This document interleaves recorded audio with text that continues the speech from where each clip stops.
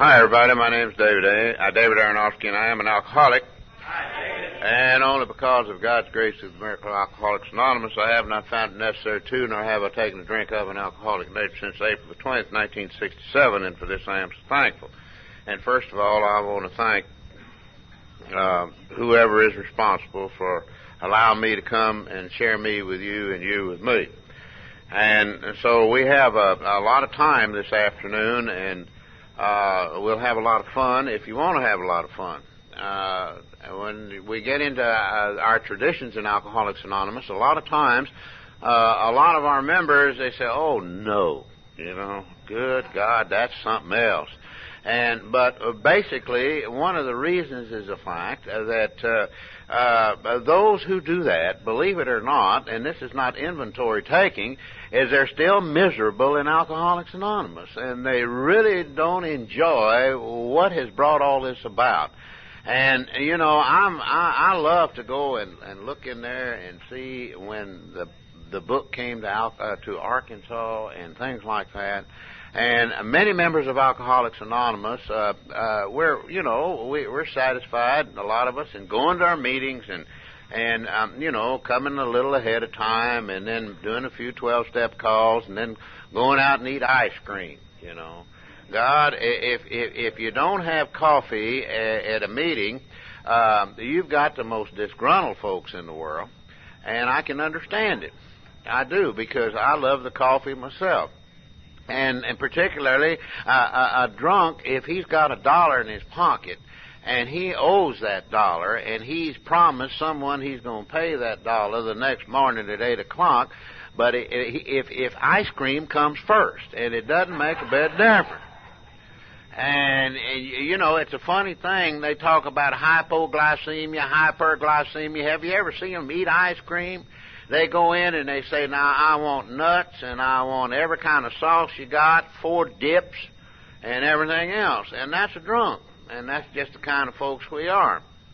And so when we get into our traditions, a lot of times, as I say, they, for some reason or other, whatever it may be, they feel rather uncomfortable. Now, before I start, and since this is on tape, I want to make sure it's on tape. And I think it is necessary that we have it on tape. That no one speaks for Alcoholics Anonymous as a whole. No one has that right, no one has that authority, and no one has been delegated as such. We just merely share our experiences. And I hope that I share my experiences with you, and as a result of my life, as a result of the traditions in Alcoholics Anonymous, or in any part of Alcoholics Anonymous, and not our opinions, because let's share our experiences and not our opinions, because opinions kill people.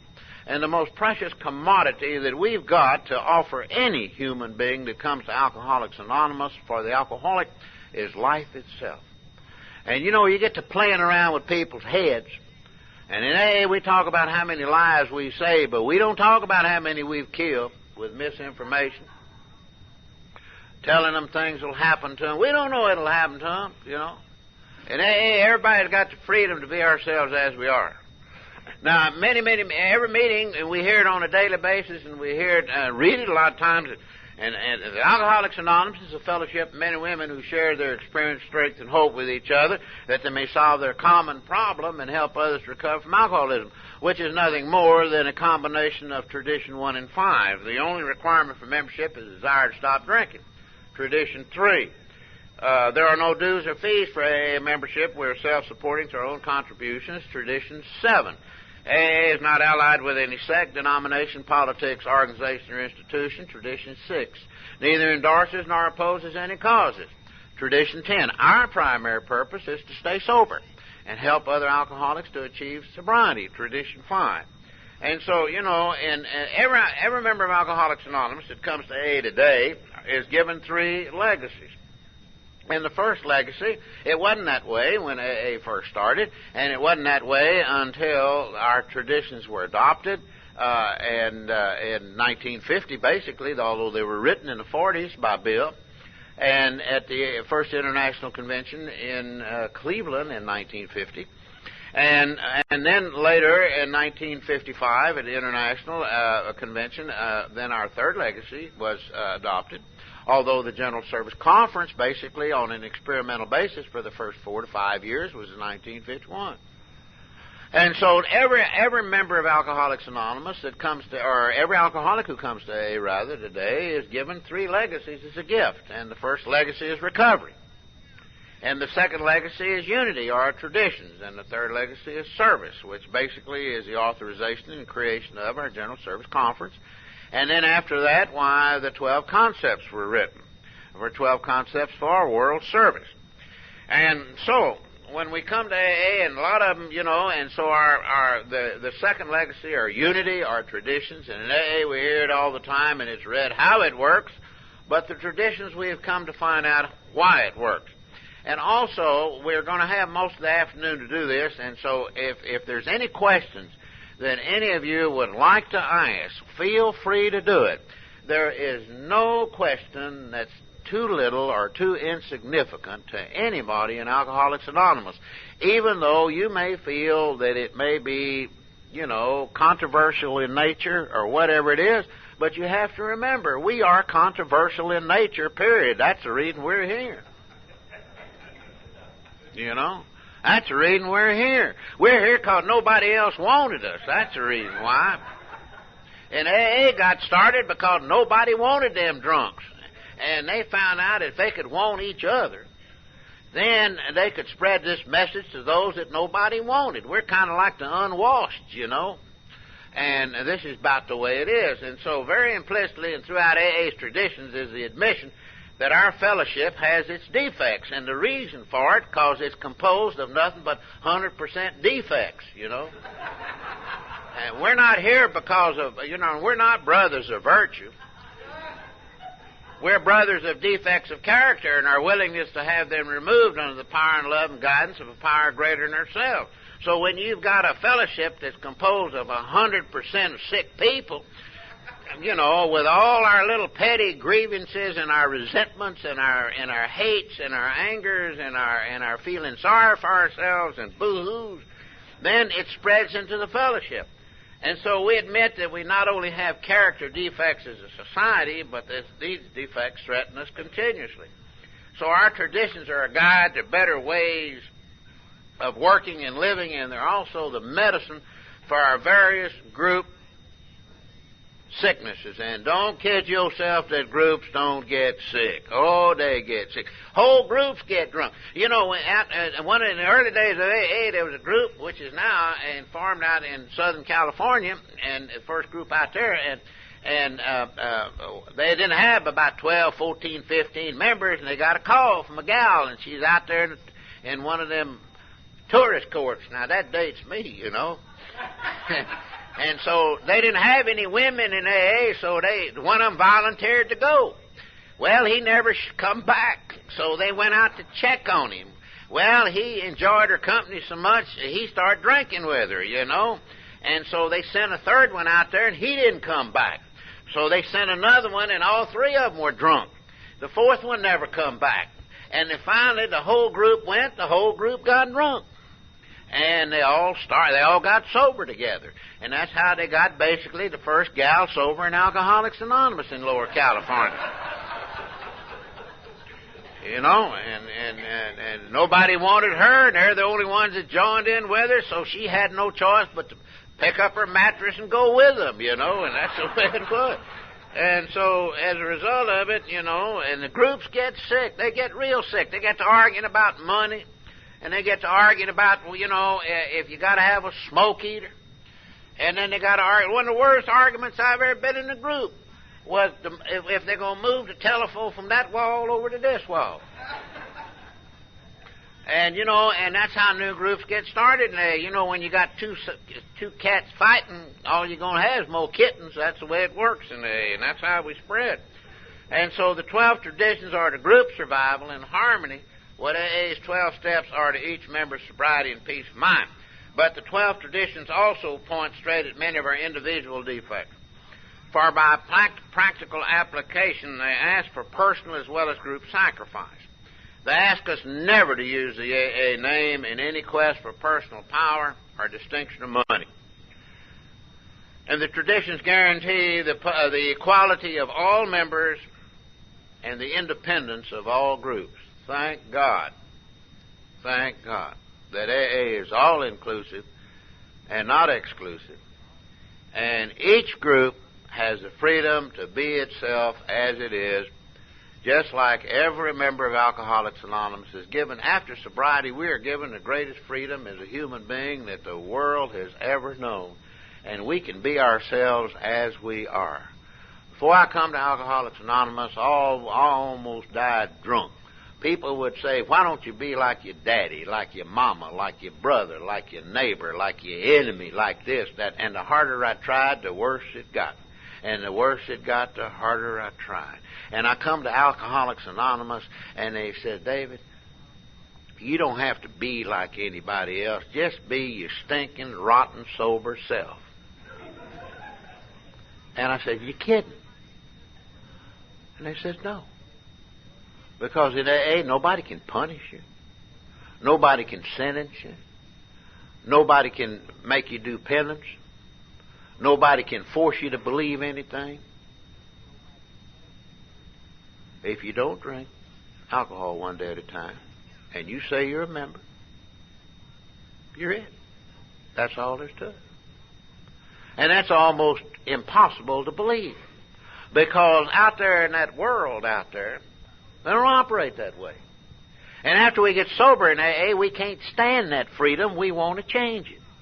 We want to put rules and regulations, who can belong, who can't belong, whether they're polka-dotted, whether they're straight, whether they're crooked, whether they're gay, whether they're half and half, or whatever it is, whether they're closeted, uncloseted, rooftops, where it don't make no difference. Everybody's got to start doing a little picking. We can't stand the freedom to be ourselves or to let anybody else be ourselves.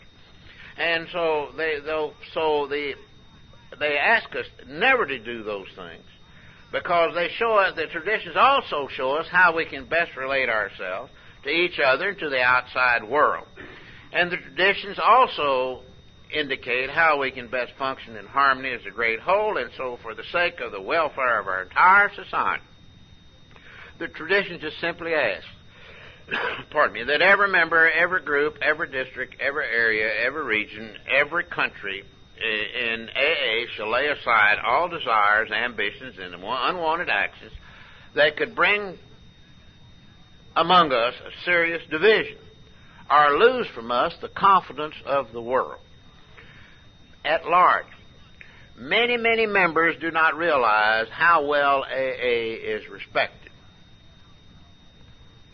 Maybe that is Alcoholics Anonymous and what it stands for. Maybe some of our members are not well respected in the world, but then after all, we're not saints. And as a result of it, back in the old days, when the United Nations moved from San Francisco to its present site, and United Nations headquarters in New York City, why, one of the first ones to address the United Nations was former President Herbert Hoover. And he got up, and for 20 minutes, he talked to them about the United Nations and the conditions in the world. And he also, but for most of the 20 minutes, he spoke to the United Nations on the subject about, he found that there was a fellowship with a set of principles. And the fellowship was called Alcoholics Anonymous. And if the world would live by the principles that AA has for its recovery program and its fellowship and its philosophy, that the world would be the finest place in the world to live in.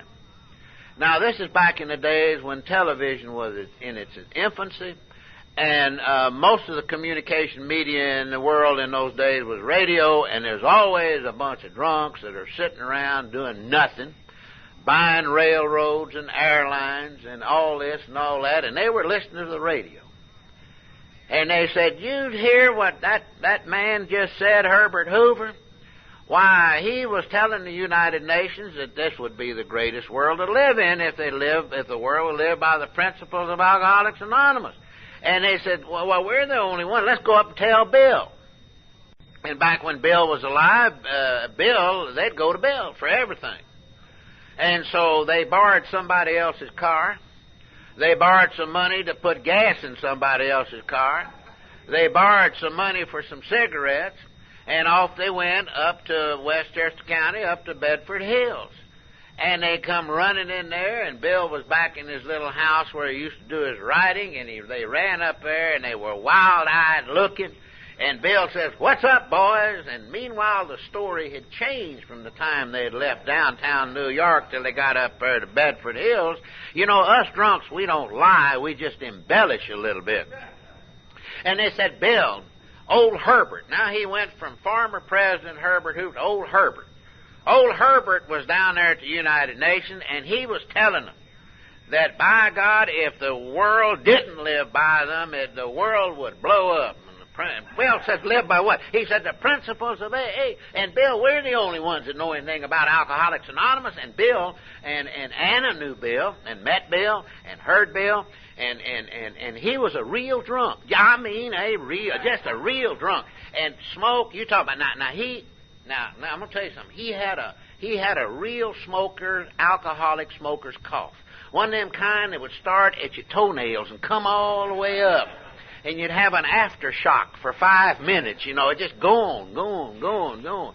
And old Bill with that long turkey neck of his and smoking them cigarettes, and he even got excited. He said, "Well, Bill, guess what? If we're asked to run the world, we're the only ones that know anything about AA, and we're going to be, here we are, we're going to be in striped breeches, and we're going to be in swallowtail coats and them celluloid collars, you know, with them wings turned up, and we riding around in them big limousines with flags on the front, having diplomatic immunity. We can park in front of fire plugs and speed all we want to.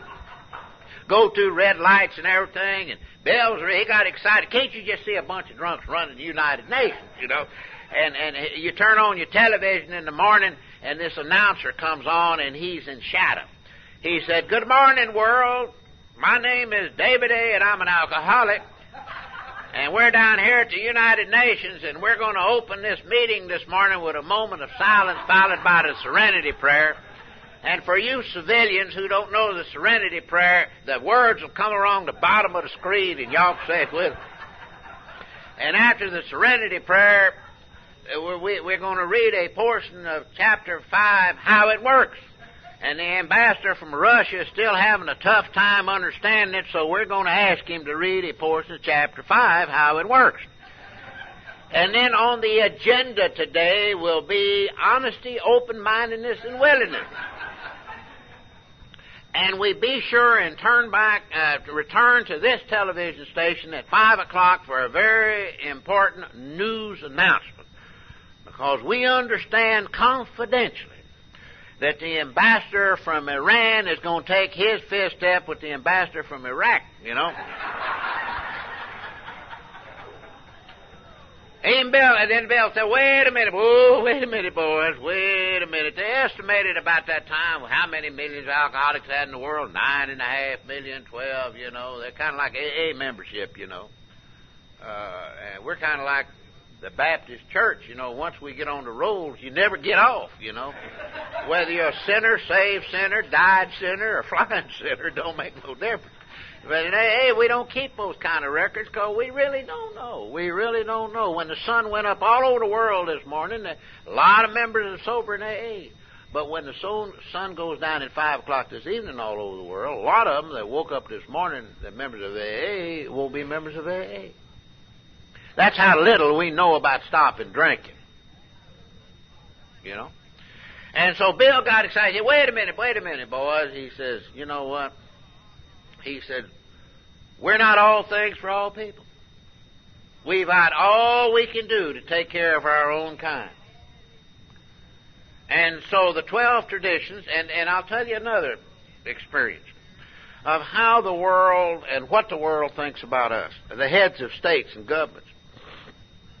At the World Service meeting, which was held in 1982 in Mexico City, outside of Mexico City, and I've had the wonderful experience of being your delegate to the World Service meetings, and the one in 1982 in San Juan del Rio, Mexico, and in this last October in this past October in New York City. We have it every 2 years. And every fourth year, it's back in the United States. And every other fourth year, it's outside the North American continent. And so, delegates from all over the world attend that have a service structure. And as a result, when it was announced it was going to be in Mexico, one morning, our general manager received a transatlantic telephone call from South Africa. And the two would-be delegates from South Africa were on the phone explaining to our general manager that they would not be able to attend the World Service meeting in Mexico because South Africa and Mexico did not have diplomatic relations, and due to their political climate that they have down there. And they wouldn't be able to come. And while this conversation was going on, we had a visitor in the office, a member of AA, and Bob saw him. He said, and he listened to this conversation as after it was over with, this member asked Bob what's going on, and Bob explained to him about the fact of the World Service meeting. And these two delegates called about their concern that they could not come because of they couldn't get in. And that's all Bob said. And the member said, thank you for sharing this thing with me, and he left. And he went back to his job. Well, he happened to be the second highest ranking paid permanent employee of the United Nations. And he went immediately to the ambassador to the United Nations from Mexico, and he walked in and he said, I'm a member of Alcoholics Anonymous. You ought to know, because we got that dingy son of yours sober and straight when nobody else wanted to fool with him. And he said, we got this World Service meeting in Mexico City, and we're not allied with any sect, denomination, politics, organization, or institution. And our two delegates that would normally come to that from South Africa can't come in because they can't clear immigration. You have no diplomatic relations. He said, now I want you to call down there and get that thing straightened out. He said, well, I'll have to call what corresponds to your Secretary of State in the United States. He said, well, call him. He did. And the ambassador explained to the Secretary of State of Mexico what the situation was. He said, wait a minute. This will have to it'll have to go before what we correspond the Mexican legislature or a presidential order. And he said to him, well, at least see what the President of Mexico will do. It's urgent. So the Secretary of the State of Mexico, whatever it is, he got a hold of Portillo, and he told Portillo the situation. And Portillo picked up the telephone, and he called his friend, and he says, friend, this is Portillo. Are you still connected with that AA business? Well, the gentleman that he called is a lawyer, perhaps one of the outstanding international lawyers in the world, a non-alcoholic, who at that time, and who still is, the chairman of the board of the General Service Board of Alcoholics Anonymous of Mexico. Now, this non-alcoholic, he met another world-famous international lawyer at an international lawyers' convention in London, who started talking to him about that he was involved with this thing called Alcoholics Anonymous and has been since the early 40s. A gentleman by the name of Bernard Smith, who was perhaps one of the best world international lawyers, chairman of the board of one of the largest banks in the world, a lawyer, and also was a long-time chairman of the General Service Board of Alcoholics Anonymous of our country, of North America, and the old Alcoholic Foundation. In fact, Bernard Smith did most of the legal work for our entities, and also our incorporation and bylaws, etc., and etc., and etc., and had a lot to do with basically checking out the 12 concepts that Bill wrote and several other things. And so this lawyer in Mexico became interested in Alcoholics Anonymous, what it would do for a human being. And he came back and he offered his services. Now, at that time, they didn't have any non-alcoholic trustees on the General Service Board of Mexico. And he became one of the first ones and chairman. And so Portillo said, "Are you still interested?" And he says, "Well, sure." He says, "Well, why didn't you call me about..." He says, "You know what I think about Alcoholics Anonymous." He said, "It is the only freedom that the people in this country have, or anywhere else." He said, "Nobody can touch them."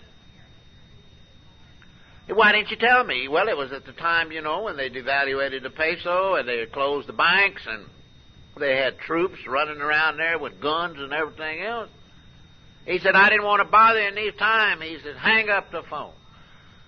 He got his Secretary of State in there and he said, "We have diplomatic relations with Holland. Have them two drunks. It'll be there. Have them fly to Amsterdam. Let them clear immigration in Amsterdam and come directly to Mexico City."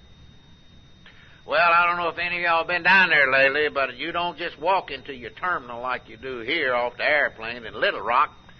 They put you on one of them buses way out there somewhere, and they bring you in, and you're in a sterile area. Nobody is between you and immigration, and nobody is between you after you lose immigration customs except folks got guns on.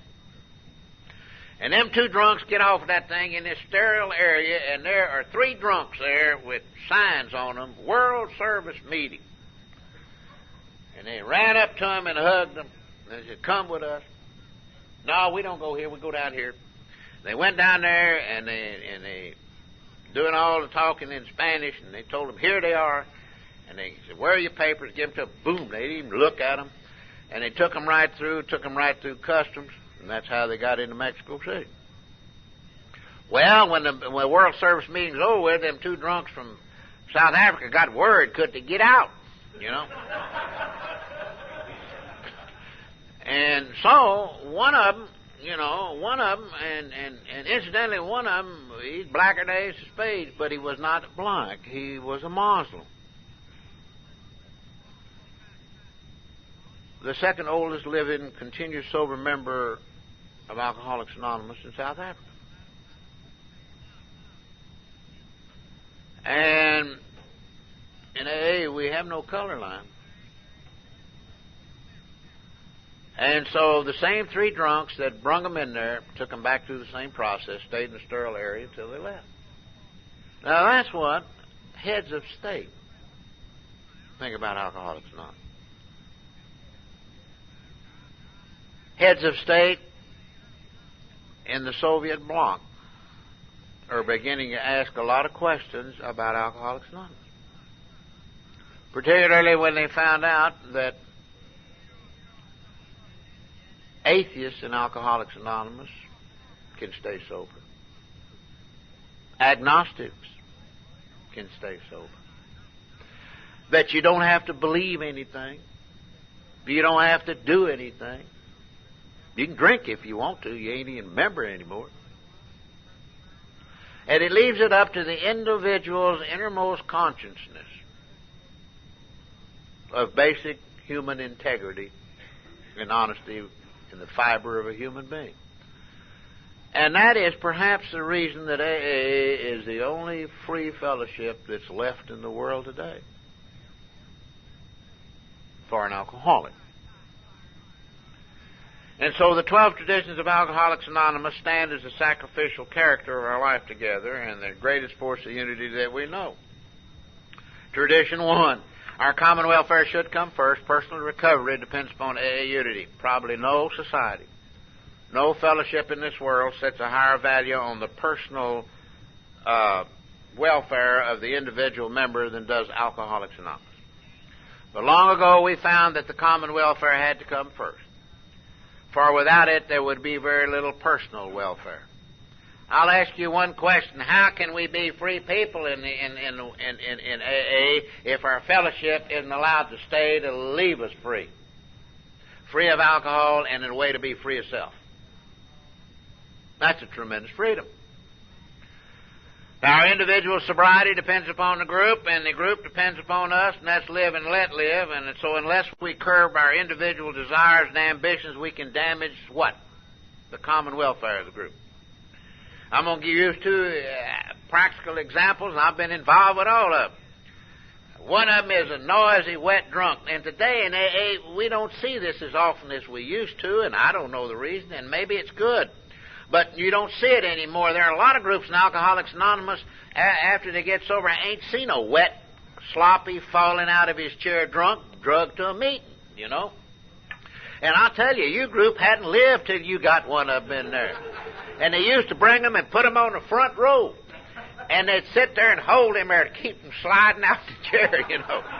And they'd say they'd tell whoever's talking that night, well, we got a new wet one and he's gonna be on the red row, and you talk to him. They'd instruct you what to tell him, you know. And you hadn't lived till they fall out and they burn up the rugs, you know. And I kind of like that, because then you know it's you. It's there. The rug is there for what it's supposed to be there for, you know, and mess up everything. And you're up there talking. I don't know if you've ever been there and you're in a group and somebody's up there telling their story about drinking, you know, and how they drank for 45 years and then burned up the cars and lost an arm and shot their wife and dog and kids. And then one day they woke up and realized they had a problem with alcohol, you know. And they talk about blackouts. The thing that amazes me about a drunk when he tells his story, he talks about them blackouts. How come we can remember it so well to tell her is the thing that amazes me. And this wet drunk will say, wait a minute, you don't know nothing about drinking. Let me tell you about drinking. And somebody said, shut up. You know how a wet drinking drunk answers you when you tell him, shut up? Make me. Somebody said, we said, shut up. He said, I said, make me. And somebody back in the room said, you can't talk to that brother drunk like that. He's an alcoholic. And the other one says, shut up. You don't know the difference between chicken salad and a turkey. And that's exactly what that wet drunk wants. Somebody is making a fuss over him, you know. They're arguing with each other because he just come from someplace where they're arguing with him. And if there's anything a wet drunk will do to you, if you make a 12-step call, if he finds a crack in your armor, he'll eat you up alive. And then the members got to arguing about can he stay, all this. And sometimes they get into fights and arguments, and sometimes the wet drunk gets very, very belligerent, and sometimes they have to call the police, and sometimes they ask him to leave, but they bring him back when he is in better shape to hear what? To hear the message. Because, you see, in that meeting, just like right in this meeting right now, there's always someone with a concrete block in their belly so big they're fighting a drink, they're fighting living in this world sober, and they're dying for somebody to talk with them. And everybody just rushes by them and goes off, you know. And so, every member of Alcoholics Anonymous, the common welfare is for every member who comes there. And so what are we doing? We bring that wet drunk back when they're in better shape to hear the message, for we're putting the common welfare first, but it is his welfare too. If he is ever going to get sober, for the group must still go on functioning, whether he or she gets sober, whether they leave, whether they stay, ready for him and others to come. And yet that's only one rare aspect of the problem. And when we get sober in AA, we begin to throw off a few small bits of that big ego, and we admit, well, I can't handle alcohol, but I can't stay away from it on my own. Fine. But then we find that there's still plenty of this ego. Sometimes it leads us into taking other members' inventories or gossip about their supposed shortcomings. I guess I'm the only member of AA in this meeting this afternoon that's guilty of that, you know. And it may lure some into hogging the discussion at every discussion meeting, you know. And, you know, I quit going to the old side group. Old so-and-so is getting up there and they're reading the preamble, they're reading the preface, they're saying the serenity prayer, they're introducing the speaker, and they're always making a talk, and they're closing it with the Lord's Prayer, they're even taking up the money. And I'm tired of going to that deal. Every time they're up, that's all you see them up there. Well, you know how to avoid that? Simple. if you're asked to do anything in AA and you turn it down, don't gripe at the ones that are doing it. That's how simple that whole deal is. Somebody's going to have to do it. And then you got the other one that even you volunteer won't even let you do it. We'll get into that too, you know. And so, as a result, and then when we slip in that spot and we get to start criticizing, somebody, well, they criticize, well, this is a selfish program. You know, we got the greatest answers in the world. You know, this is selfish program, isn't it? Don't take my inventory. And here's the greatest one. Some are sicker than others. Sure are, aren't we? Yeah. And say, well, why don't we indulge ourselves into this little bit of fun? Well, we all know the good reason why we shouldn't, because indulgence of this kind is immediate personal danger. Because what? It threatens the individual's own sobriety. But more serious, it threatens the very basis of our sobriety.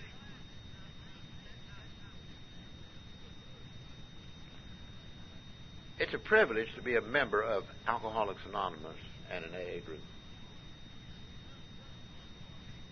I have to ask myself all the time, how come I have been so fortunate? Because when I come to Alcoholics Anonymous, the only other place that I could be a member of was locked up for my rest of my life in a penitentiary or in an insane asylum. And in the free world, to be a member of Alcoholics Anonymous and to come and go, that's the basis of where I found my sobriety and a way to live it. And that is the AA group. Because self-righteous gossip can and will damage a mutual trust is vital to every group. The compulsive talker can ruin an effective discussion meeting. Now, back in the old days, and we don't really hear it so much anymore, I guess maybe there is, I really don't know, maybe I'm not looking for it. Back in the old days, they didn't have any women, ladies in AA. And I like to call them ladies. Women, you know, Anna included.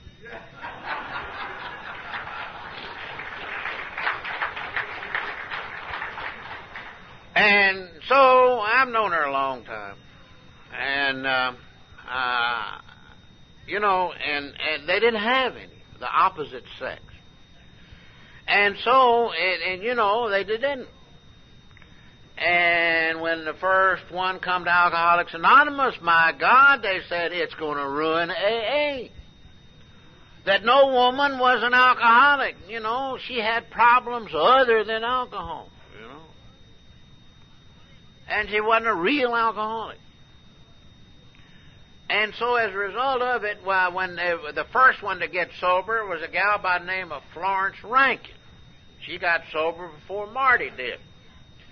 And old Florence, she come into AA about the time when they were writing the book of Alcoholics Anonymous.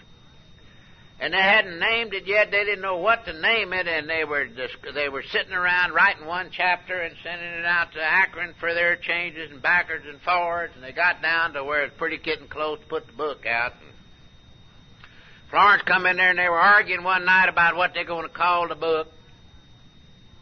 And they had a drunk that was very active in those days by the name of Fitz Mayo, and he lived in Baltimore originally, and he's knew everything in Washington, so they said, why don't you go down when you're in Washington, go in the Library of Congress? And they thought they were going to call it A Way Out. And so he goes and he sends a telegram back and he says, there are 12 already in the Library of Congress with that name. And the drunk says, no, that would make 13 and that would be unlucky. Then they thought they were going to call it the Grapevine. And the FBI got wind of it because the FBI puts out a journal called The Grapevine, and the FBI didn't want no part of AA, and AA didn't want no part of the FBI. So you say, well, we got The Grapevine, that's true. And you know how they allowed it to happen? They were perfectly happy. It's called the Alcoholics Anonymous Grapevine Incorporated, period. And as long as they put them two AAs and what it spelled for and stood for, the FBI was real happy about the situation. And so anyway, and then they decided they were going to call it the First 100 Men. Originally, the corporation, which is now Works Publishing Company, and then later became Works Publishing Incorporated, which is now AWS Incorporated. Originally, it was a 100 Men incorporation, and it was going to be a Delaware corporation for the first 100 men who supposedly got sober in Alcoholics Anonymous. They were going to call it the Book of 100 Men. And Florence had one of them women alcoholic fits. She jumped up and started screaming and hollering. You're not going to call it the 100 Men. You're going to call it 100 Men and a Woman. And they said, no, that'll make the title too long. She said, I demand a vote for the group conscience. They did. I'd guess 18, 19 there. 17 voted against her. She's the only one that voted for it. And they were still, and then one night they still hadn't named the book. And AA then is like AA today. We got members who thinks that AA will cure everything in this world. You know, backaches, headaches, falling out hair, you name it. So there was, one of them had a friend that had a lot of money. But the problem was he was locked up for the rest of his life in a nut house as a pure nut. Insane. So they got permission to bring him out to this meeting, hoping that maybe he would hear something that would unscramble his brain. And it's, you know, and so they brought him in, and they were arguing about it, and they told him to go sit in the corner over there. And they're arguing about what to call the book, and he's over there mumbling, and somebody says, shut up. And another said, wait a minute, listen to what he's mumbling. You know what he's mumbling? Anonymous Alcoholic, Anonymous Alcoholic. Now, in Cleveland, in the Akron, Cleveland area, they had already been using that name. This is before the book came out. But not as Alcoholics Anonymous, as an anonymous group of alcoholics. Now, where this gentleman, without a full string of lights, had heard about it, no one knew. But that's what he's mumbling. And one of them says, Anonymous, wait a minute, Alcoholics Anonymous. So if you're getting good before you get well in Alcoholics Anonymous, don't get too spiritual. Stop and realize that where we got our name from, it came from a nut. You see, ours is a total synthetic recovery program and synthetic fellowship because it came from everywhere. And we just got it down to where we understand it and to where we can communicate it. Nothing has been invented in Alcoholics Anonymous. Not even one day at a time. Because that had been used a long time ago, and if one really wants to understand the one day at a time living, and I suggest you can find it as Bill sees it, and it has to do with our emotional being as a human being one day at a time. And so that's how the book got named. But they still were having problems, you know, and back in A, and they used to call it Red Riding Hood and Wolves. And you have to remember, and there was a gal by the name of Gladys Barham, and Gladys was a heck of a gal. And Gladys got sober right about the same time Marty did, maybe a little early. And she later moved to Dallas, was a member of the group that I'm still a member of, and a great gal, and evidently at one time she had been a show gal or something. And now in Philadelphia, the group got started this way, the first group. There was a member of Alcoholics Anonymous who is responsible for more alcoholics being free to become a member of Alcoholics Anonymous than any member that's ever lived. And he was an atheist. His name was Jimmy Burwell. And Jimmy Burwell would go to their meetings in New York in the 38s and the 39s before the book come out, and they'd get to talking about, they didn't have anything like Chapter 5, and they didn't know what to read. They'd just read something, what they thought would be spiritual, you know. Talking about God, and Jimmy would just literally have a fit. And he said, I don't want to hear it. I'm a sober member of AA, and by God, I just don't like to hear this God business. Now, he's the one that was responsible, raising so much Cain, that the words God as we understand him were put in the steps. And Jimmy is the one that forced Bill to do that. But before that, Jimmy would raise so much Cain at the group, it disrupted meetings. So the group would call everybody but him and tell him where they're going to meet, and he never could find the group. But the problem is they were running out of places to meet to hide from Jimmy. Well, they went to Bill and they said, we got to get rid of Jimmy. He's just raising 9 kinds of Cain. And so Bill and Dr. Bob formed an automobile polish company, and they put Jimmy on the road selling it, and they made him sales manager of a one-man sales force of automobile polish that they never was going to manufacture to begin with, but just to get him out on the road. So he gets about 90 miles away from New York City, Philadelphia, and he does what any good sober drunk needs to do. He goes and gets him a wet drunk, and he starts talking to him. And guess what? This drunk took the bait. So there started a group. And you have to remember the group. When 2 or more alcoholics are gathered together for sobriety, they may call themselves an AA group, provided they are self-supporting through their own contributions and have no outside affiliation. And so they started this little group in Philadelphia. And they used to put a blurb in the newspaper. They said, if you have a problem with alcohol and you want to get fixed, they called it fixing drunks in them days, sort of like veterinarians, you know. And you want to do something about it, get fixed. This meeting meets here, and it was in a hotel. They put it in the newspaper. And so, and they used to have, at that meeting, in those days, they used to have a guard outside the door. They'd lock the door to close meeting. And so only real alcoholics could come to the meeting. And in comes old Gladys into that hotel, and she's just drunker than an $8 bill. And she has on one of them flapper dresses. She used to be a show gal, and she had a little hat with a feather up the top, and one of them, they say, a half net across here. And I've met some of the people that knew that.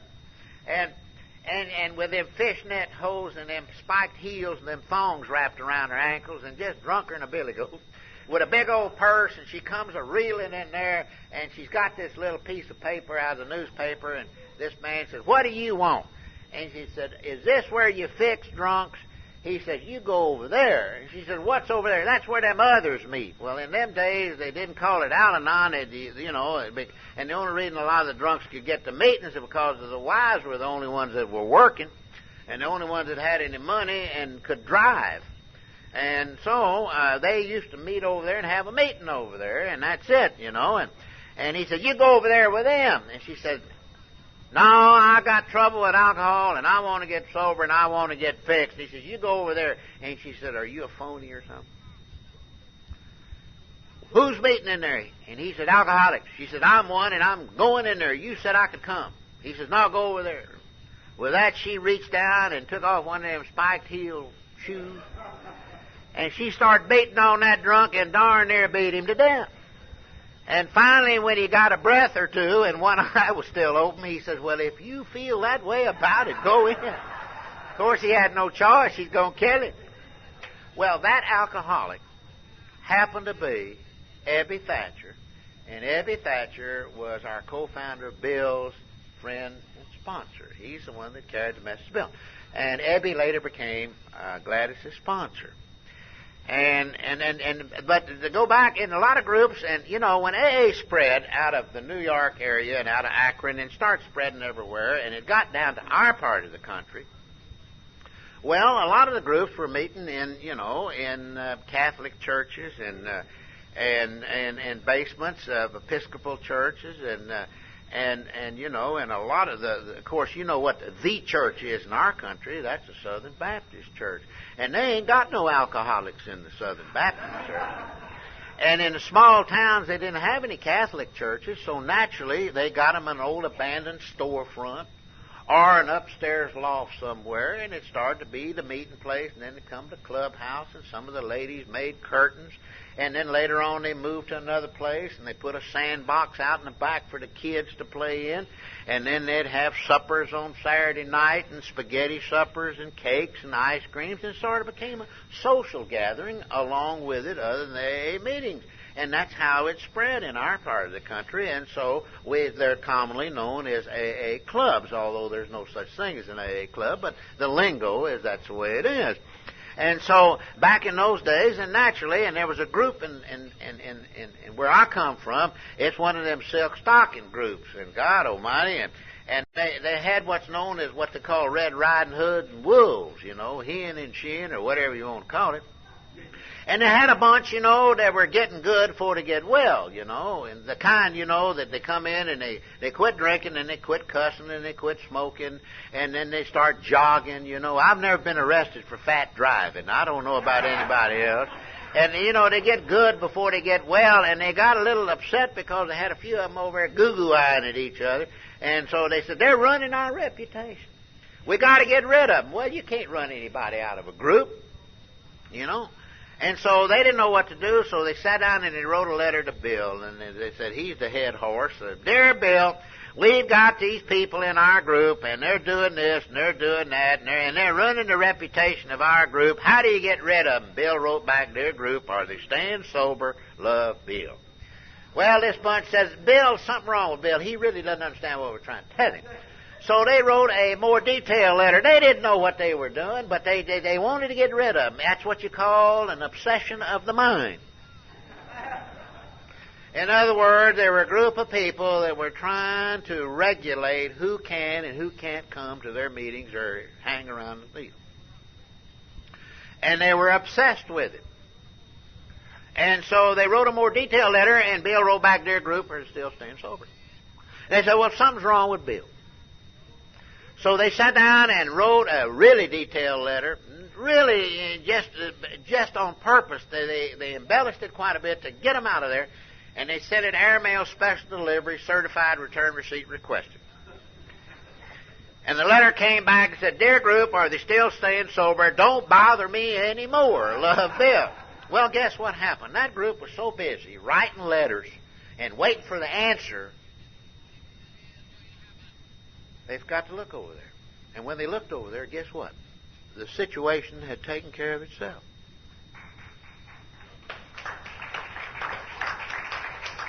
And I am so thankful that was shared with me in my first 5 or 6 years of sobriety. I mean, weeks. Because right there and then I found out there that I had all I could do one day at a time to take care of my relationship with my Creator and quit worrying about what somebody else is doing. I remember that there used to be an old obnoxious, I thought he was obnoxious, big old fat old boy, and he'd aggravate everybody, and particularly the young ladies in the group, and not in a sex way, but just ugly things to them, and he just hated the opposite sex. And one day I said to one of them fellers that got sober, I believe, when Coolidge was president, I said to him, how is he staying sober? He said, that's God's business. I said, what are you talking about? He said, by God, you don't believe it? You go in the kitchen and you look up and you ask God whose business that Dick's staying sober. I was bad to be around a bunch of folks that were bad to send me in a corner. But like I was a kid with a dunce cap on, and like in school. And I went in the kitchen and I said, God, whose business is it that Dick's staying sober? And something in me said, listen, David, you've got all you can do to let me be God and you be David, and we'll get along real good. I come out there and old S.A. said, whose business is it that he said? I said, God's business. God's business. And those things were shared to me very, very early in sobriety, And so as a result of it, and then there was a couple in another state. They'd worked with this gal for God knows 20-some-odd years. She'd get sober 6 weeks and she'd go to drinking. And she'd stay sober 9 months and go back to drinking. Never made a year or better. And everybody had quit her, but this month they never gave up on her. And so finally, in desperation, they didn't know what to do, so they called up Bill Wilson, and they said, Bill, we'd like to come up and visit with you. We've got a very important matter to talk over with you. And so they flew up to Bedford Hills, and Bill greeted them. He says, all right now, and they were both, the man and the lady were both members of AA, and said, what is the problem? And they told him the problem about this gal, how everybody's worked with her, and they've been working with her for 20 years, and she's never been able to stay sober. And they said, Bill, what do you think? And Bill says, well, some do and some don't. And when that couple got back down to South Florida, they realized they paid for 2 round airplane tickets to hear Bill say, some do and some don't. And so as a result of it, we find in AA we're not having any more sex difficulties than in other societies, perhaps less, for the size of our societies. I guess AA is, if one would look at it realistically and honestly, and look back and see that families that have been brought back together, families that haven't been brought back together, but there is beginning to be communication between them. I guess that it has done more for family relations with separate but cooperating fellowships of Al-Anon and Alateen than any fellowship in the world has ever done. And when you start multiplying the number of people all over the world who have been affected by the principles of Alcoholics Anonymous, and if one does read Al-Anon's tradition, their 5th tradition is threefold. And the 3rd triad says this, that we practice the 12 steps of Alcoholics Anonymous. See, there's no such thing as 12 steps of Al-Anon.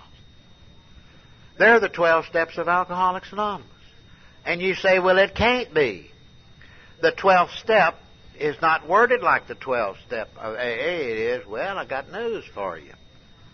In the multilith copy of the Book of Alcoholics Anonymous, before the big book, the Big Red, was printed, the first printing, the 12th step, you read, having had a spiritual experience as a result of these steps, we tried to carry this message to others, especially alcoholics, and to practice these principles in all our affairs. And so when Bill was traveling around the country trying to sell the traditions to the groups, and Lois asked him, how are the families doing? He said, they ain't doing too well. There's no communication.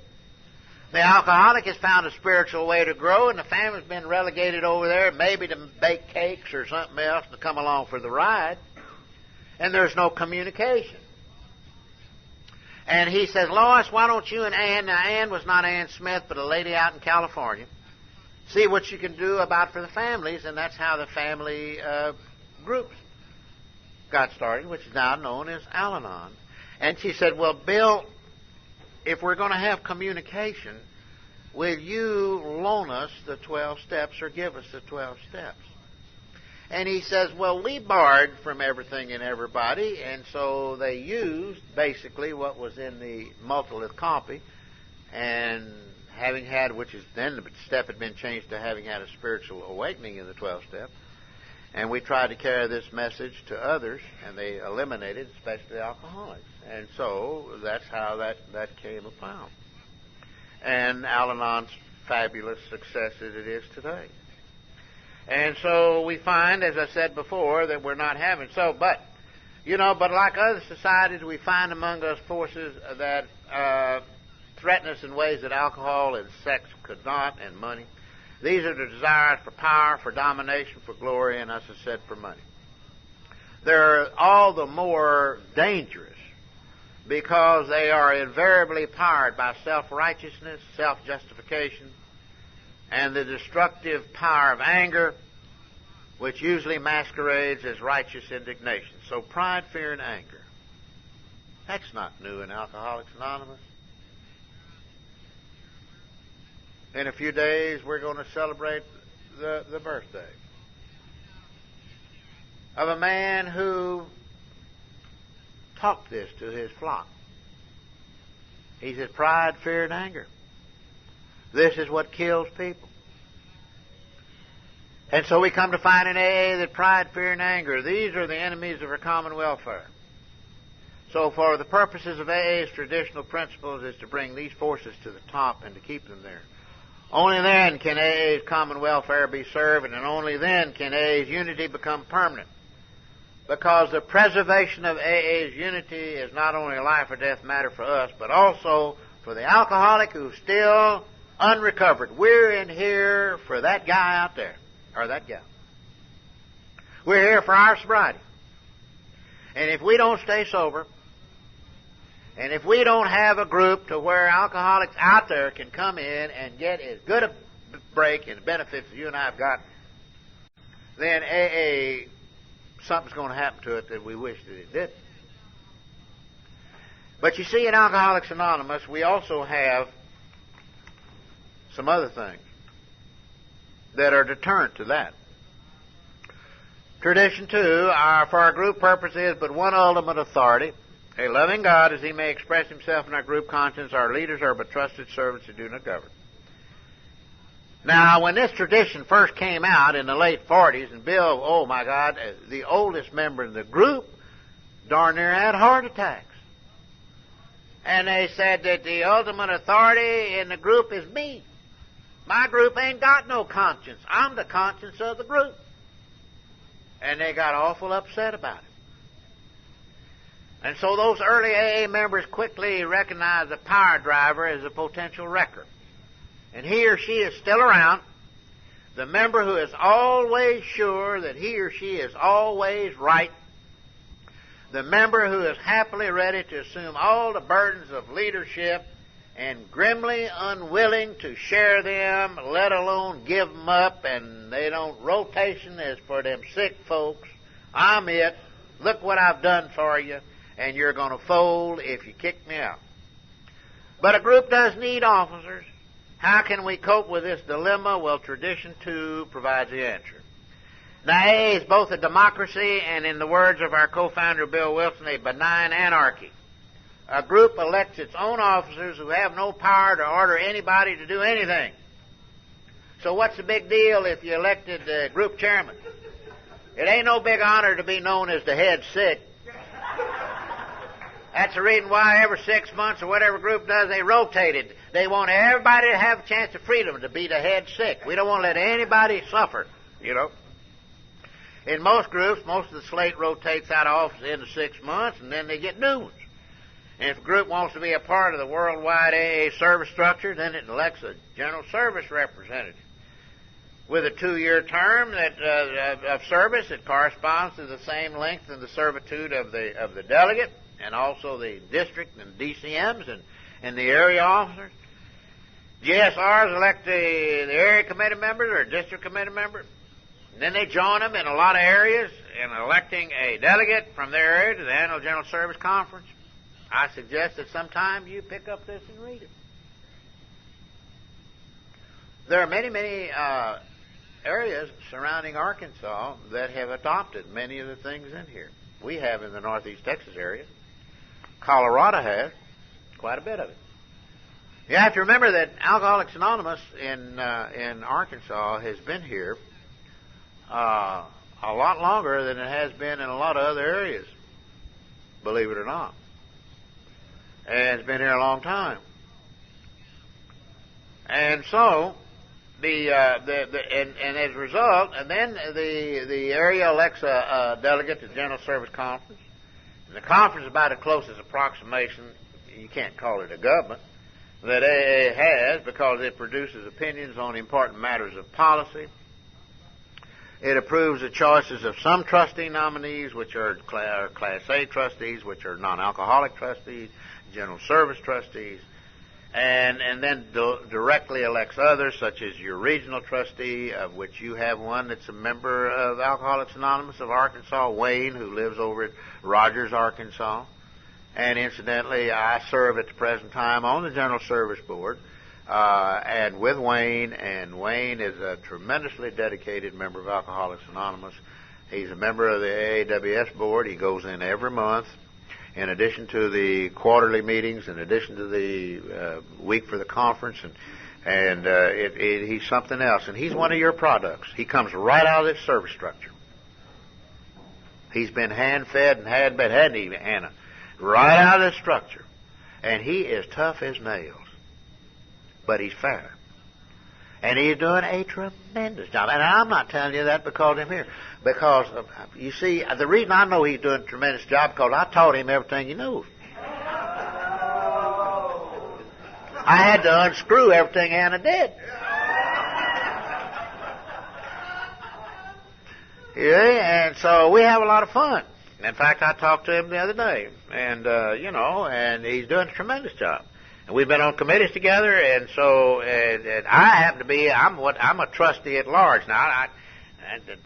Really, if you read the service manual, it's very, very frustrating. You don't know who I am or what I am, but I'm just there, But neither the conference nor the board can give orders to any AA group or member. And then you say, well, who's in charge around here?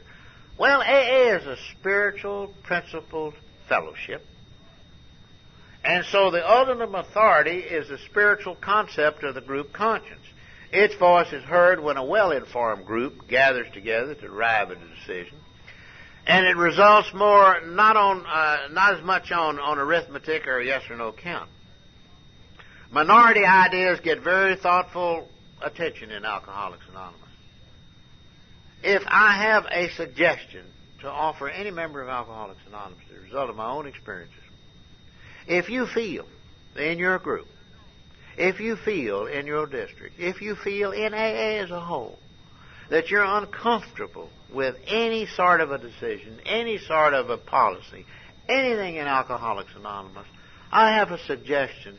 Don't carry it around and let it eat you up like a cancer and start criticizing other people, because when we criticize other people, all we're telling somebody we're hurting. Stand up and say, this is the way I feel. And you'd be surprised how many others feel the same way. Because, you see, one of the defects of character is we don't want to hurt people's feelings. And yet, who's hurting the most?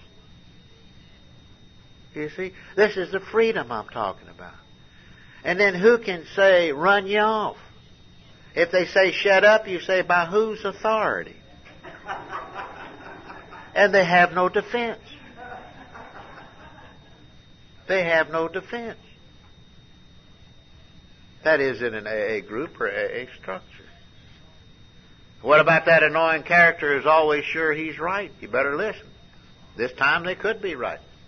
If they're wrong, then they will remember the first tradition as well as the second, go along with the decision of the group conscience.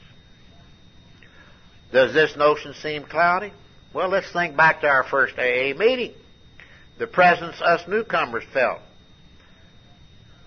in those rooms was the same as a group conscience. It was real.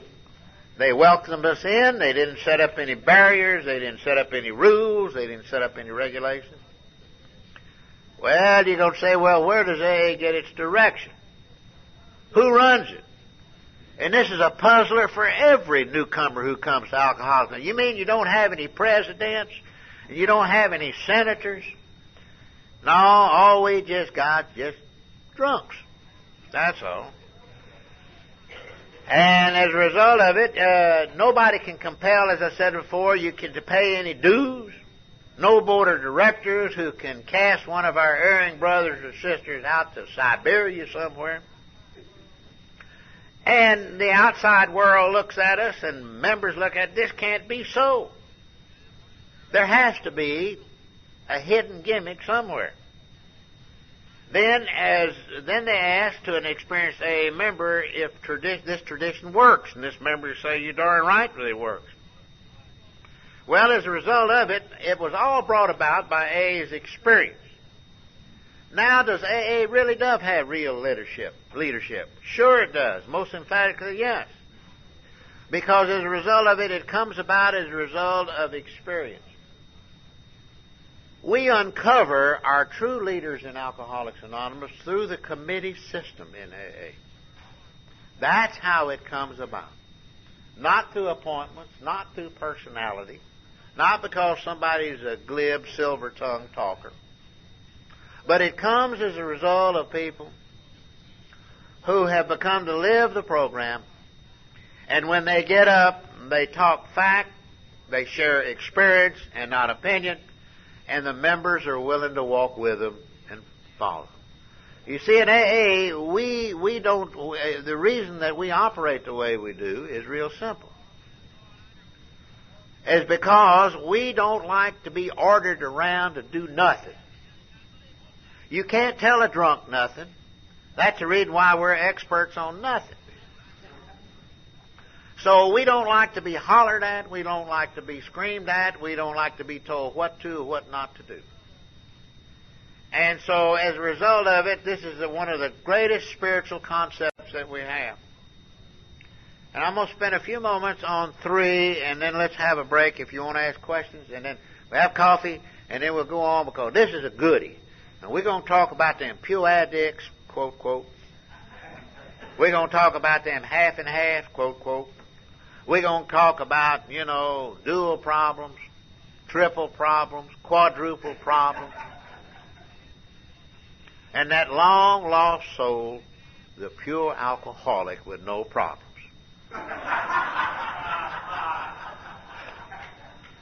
Well, tradition 3, the only requirement for AA membership is a desire to stop drinking. Now, I'm going to be very serious for a few moments. And one thing. Now, we have to remember that in this tradition, it says the only requirement for AA. We have to remember now the name of our fellowship, Alcoholics Anonymous.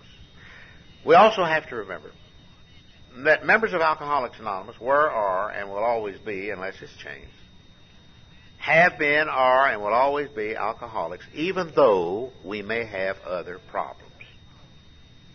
And so the other problems naturally come about in our talks, in our own personal experience, you see.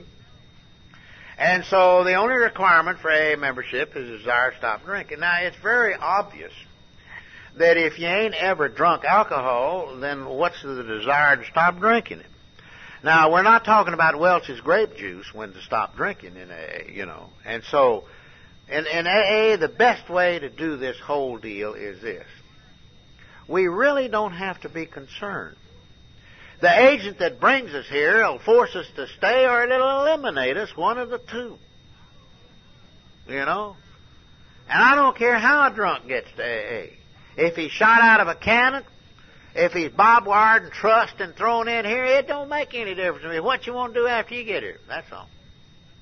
And so we have and are still very concerned about our membership. In fact, when strong and heavy publicity first came AA's way, even today, when there's more publicity about alcoholism than ever before, many groups, and it's only natural, they become scared, and they say, won't all kinds of odd people show up?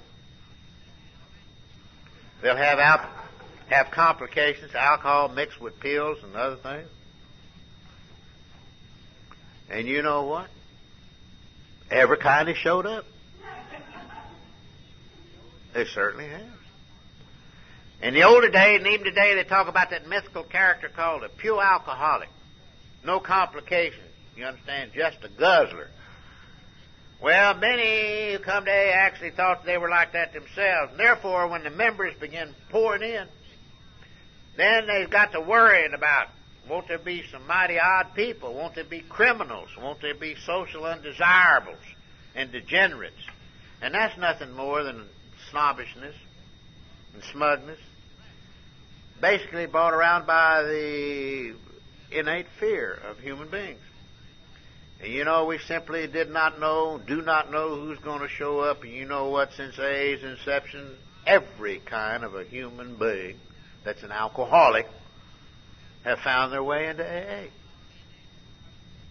You say, well, isn't every organization entitled to a rule for membership? Why did AA decide to forego this privilege?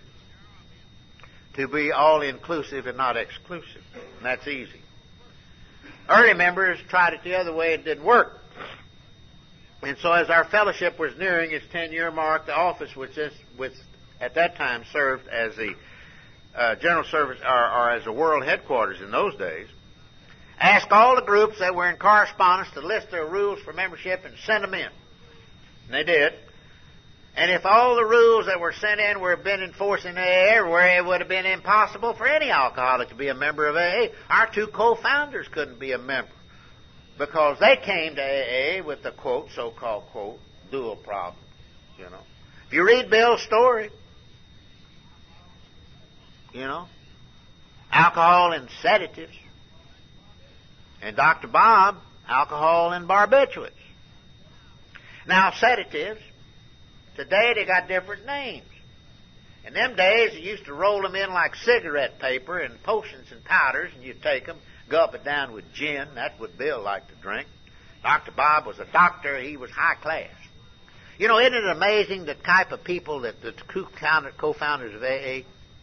Here was a drunken, busted stockbroker, and the other one was a drunken doctor, and he was a rear-end doctor at that. Now, isn't that something? Now, how about that for a bunch of drunks that are co-founders of AA? He was the fancy name for it is a proctologist. Yeah.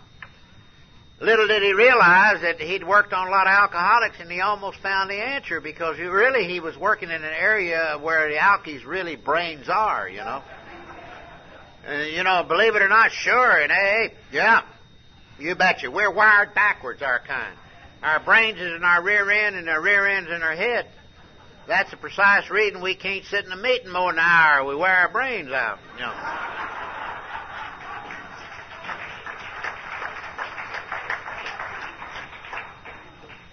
And don't kid yourself, you can't have fun talking about traditions. Now, really, it takes a little looking into, and like you kind of got to embellish it sometimes, but not too far off, because there's always somebody that's reading them things, and they'll point it out to you. So, but and as a result of it, and nobody could be a member of AA. So all the rules were thrown out.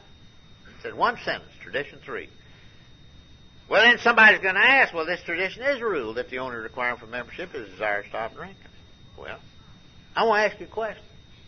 Who determines in AA whether or not a newcomer qualifies, how alcoholic they are? I don't know about you. I've been in lots of AA groups all over this world, and I ain't never seen an instrument they can stick in and up and down and through an alcoholic to tell you how alcoholic you are. This deal ain't like pregnancy, No. When you got her, you got her. This ain't a 9-month deal. You can't abort it. That's what gives them churches such a hard time about alcoholics, They got us. We're here. Thank God we've got a solution. And as a result of it, so nobody, in other words, qualifies whether anybody wants to stop drinking. I don't know about you. I can't look at an alcoholic and say, you're going to stay sober the rest of your life. I don't even know if I'm going to stay sober the rest of my life. I hope I do, one day at a time. Nobody. That is the individual's own business. Because you see, in Alcoholics Anonymous, we have no definition of alcoholism. We've got descriptions of an alcoholic.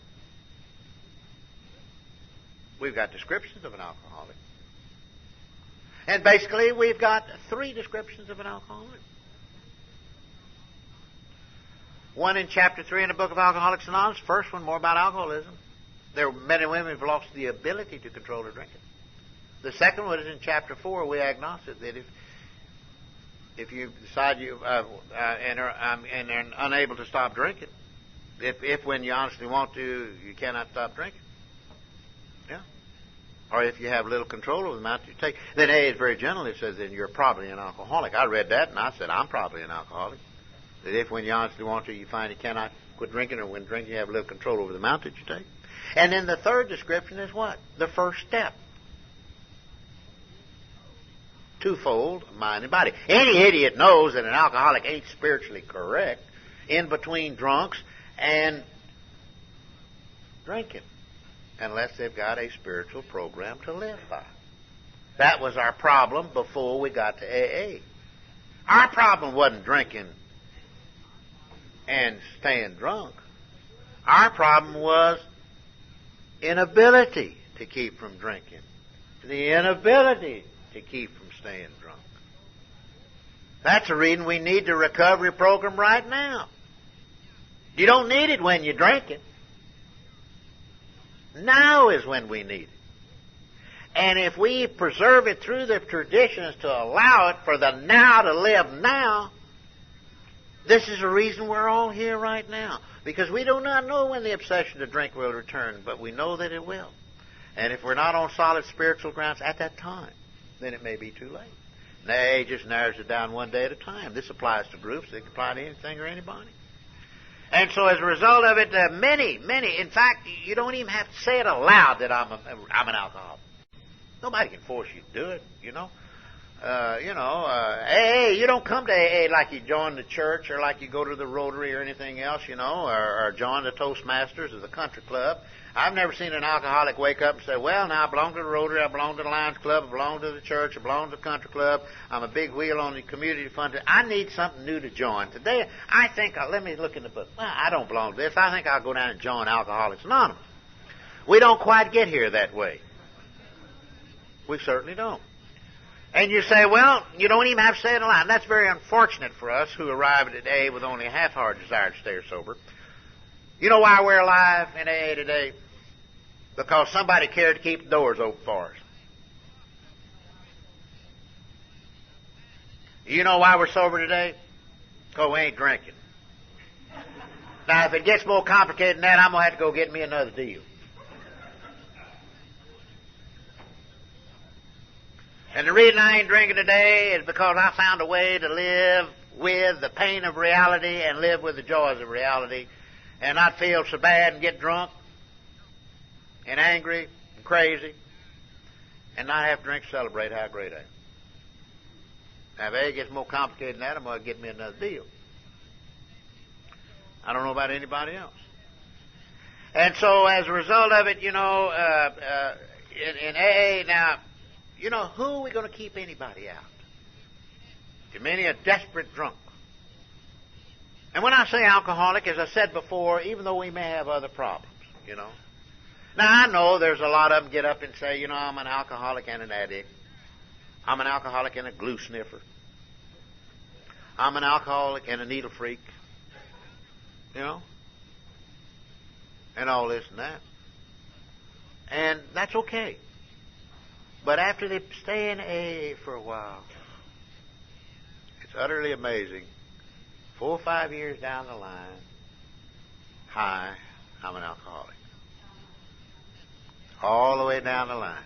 Sooner or later, way down the line, you know, way down the line. And you don't have to pressure them about it, you know. And leave them alone, you know. Leave them alone. And, you know, one of the greatest things that's happened to Alcoholics Anonymous didn't happen it happened, yeah, it really did. AA is really responsible for it. And that is, let's be realistic. You see, when treatment modalities came into existence, and the bottom line is money. And so as a result of it, they called it chemical abuse or chemical recovery, and in it, not only alcoholics, but straight addicts, coke addicts, you know, right down the line. And so they intermingle with the drunks. And then they'd go to open AA meetings, and then, or vice versa, bring in. And so when it was time for those who didn't have an alcohol problem to leave, they had no place to go. And the only thing they knew was AA. They said, well, come on, go. And then they get into closed meetings, and they get to talking about shooting and snorting and all this, and somebody would raise 9 kinds of cane, you know. Did you ever drink? Well, if I would have drunk, I'd have been an alcoholic.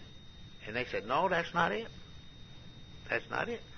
So they came. And then what happened? They're kind of like, and so it got to be kind of tough for some of them. And so finally, they wanted to take our entire recovery program and use it, Narcotics Anonymous, and we said no for a reprint. So finally, through trial and error, and it's there in your central office, is their own recovery book called Narcotics Anonymous. And baby, it is a good one. It is real good.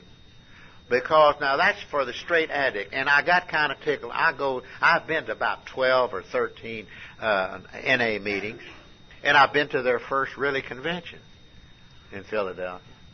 And I got kind of tickled.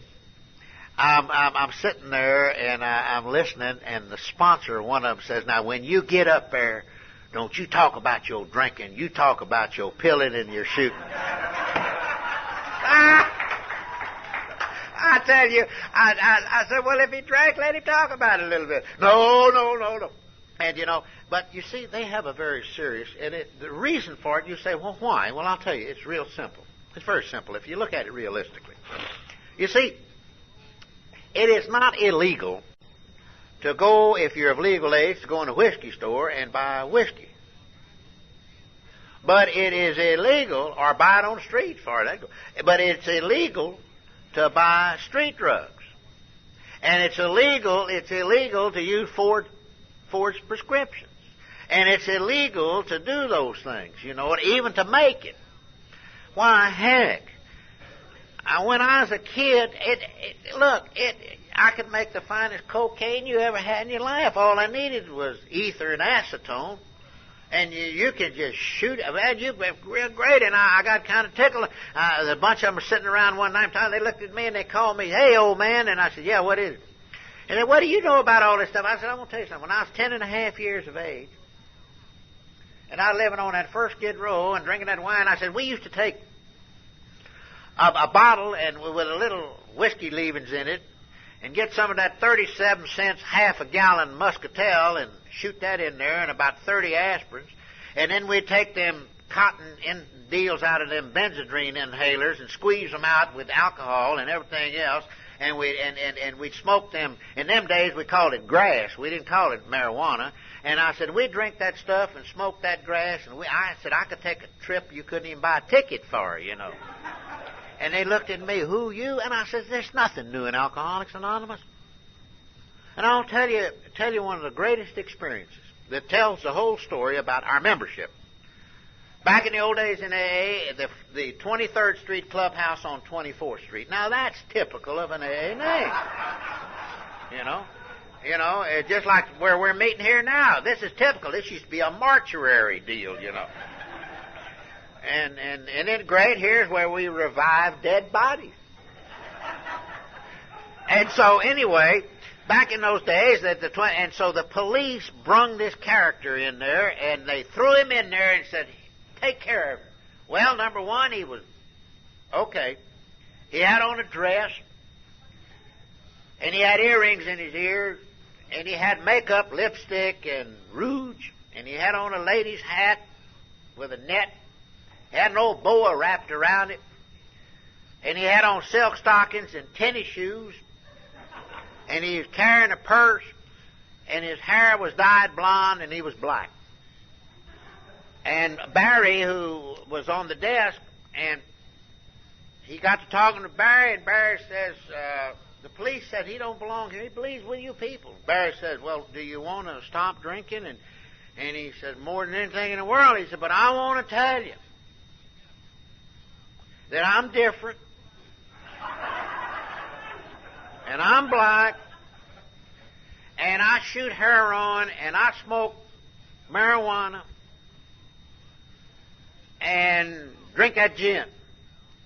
Barry said, "Do you want to stop drinking?" Meanwhile, there's some rednecks sitting over there playing dominoes, and they looked over there, and them burly folks said, "Get that character out of here. Get him out." Or whatever it was, get it out. And so they went up, picked him up, and threw him out the door. Well, the police just brung him, and he had no place to go, and Barry picked up the phone, he called Bill. "Bill, come down here, we have got a problem." So Bill comes down there, and he opens the door, and he's still looking out there on the stoop, and he almost falls over backwards, and he turns around, "Barry, what's that?" He said, "That's the problem." He said, "Well, what is the problem?" And he told him how the police brought him, and then said, "Do you want to stop drinking?" Meanwhile, there's some rednecks sitting over there playing dominoes, and they looked over there, and them burly folks said, "Get that character out of here. Get him out." Or whatever it was, get it out. And so they went up, picked him up, and threw him out the door. Well, the police just brung him. And he had no place to go, and Barry picked up the phone, he called Bill. Bill, come down here. We have got a problem. So Bill comes down there, and he opens the door, and he's still looking out there on the stoop, and he almost falls over backwards, and he turns around. Barry, what's that? He said, that's the problem. He said, well, what is the problem? And he told him how the police brought him, and then Bill said, well, did you talk to him? He said, did. Did he say he wanted to stop drinking? He says, yes. Are you satisfied that he may mean business? He says, yes. He says, that's all we have to know. So he went outside, and he says, come with me. He picked him up, and he took him over to that table where they're playing dominoes and sat him down. He said, boys, I want you to meet the newest member of Alcoholics Anonymous. He needs you, and you need him. And that tells the whole story right there. Now, it's all in AA Comes of Age. It's all that. But our members won't read that. You see, there isn't anything in our traditions or any experience that hadn't happened before we all got here. That's the reason the traditions were written, But we need to communicate about them.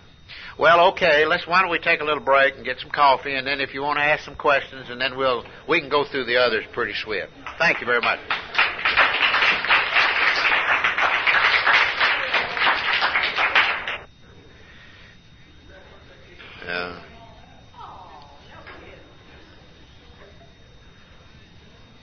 Well, welcome back, and we'll go on, and I'm still David, an alcoholic. Hi, David. And I haven't had a drink today since I've started, so basically this is what I'm here for, David's sobriety. So tradition 4, each group should be autonomous except in matters affecting other groups as a whole, and a member of Alcoholics Anonymous who goes to a lot of meetings, or travels away from, let's say, the locality or the local area or maybe the city or town in which they had gotten sober, is sometimes, and particularly in different parts of the country, have a tough time getting acclimated or feeling comfortable in the group. And, early in my AA life, I'm glad I went out of town to an AA meeting to find out that the AA didn't start in that group, and that the oldest member wasn't Bill Wilson in the group that I got sober, that AA was everywhere. And now a member who does any amount of traveling finds the AA spirit much the same everywhere. But apart from that inward kinship, there is vast differences among groups. Now, sometimes if you visit a group, you may find 3 members discussing the steps in someone's living room or the back seat of a car. And someone else, you may find as many as 200-300 listening to a talker in a church auditorium or to a facility such as this. In one part of the country, respectful silence greets the AA talker, begins, hi everybody, my name is David A. and I'm an alcoholic. And in another part of the country, everybody happily shouts back, hi David. And in many places, they may introduce themselves by their full name. They may just say, I'm an alcoholic. They just give their first name, no initials. There are 1-hour meetings, hour-and-a-half meetings, 2-hour meetings, 3-hour meetings, 4-hour meetings, candlelight meetings, midnight meetings, 6 o'clock in the morning meetings, 12 o'clock in the morning meetings, women's meetings, men's meetings, barefoot meetings, and God almighty, and the incense-burning meetings and candlelight meetings.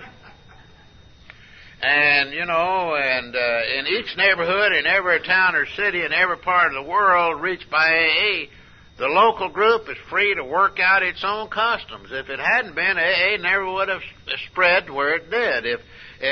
Many years ago, the groups all over the United States, and they told Bill, they said, now look, we will pay for our services, but we don't want to be governed, and if we want to have an hour-and-a-half meeting, that's our business. And if we want to have a 6-hour meeting, that's our business. And so Bill says, just as long as y'all staying sober, don't care if you meet all day. Doesn't make a bit of difference. There's no set format. In our part of the country, God, you can always tell when the hour's up, phone starts ringing.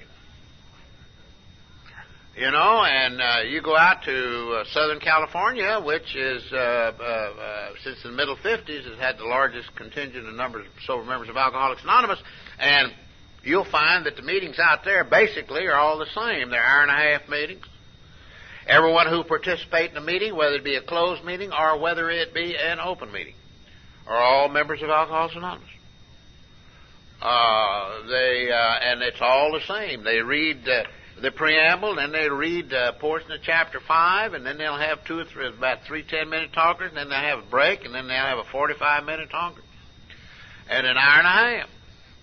And up in the East, it's a different matter altogether. They still have an hour-and-a-half meetings. I remember when I was a delegate, and we had a Wednesday night free, and we went to one of the groups up there, and there's a bunch of us from Arkansas, Oklahoma, Missouri, and Mississippi, and Louisiana, and Texas. We call ourselves the Bible Belt AAs, you know, Alabama. And for some reason or other, it's just kind of a nickname we hang on each other. And we all went to this open meeting, and this big meeting, and this monkey got up, and he gave his name, and we all screamed out, "Hi, Tony!" And good God Almighty, you thought that we had ruined the republic up there. Because those people don't do that. And, you know, those people in the East, you know, they're not cold. It's just defect of character. That's all. And so as a result, you know, and they don't, and we find out a lot about those kind of things, you know. And they never would have been able to spread all through the Deep South if it hadn't been autonomous and allowed certain things to grow. And so as a result of it, and now, as always, though, however, freedom brings responsibility. Now, because each group is autonomous, it is up to each group to avoid any and all action that might harm AA. Now, there have been such actions, or this tradition would not be necessary.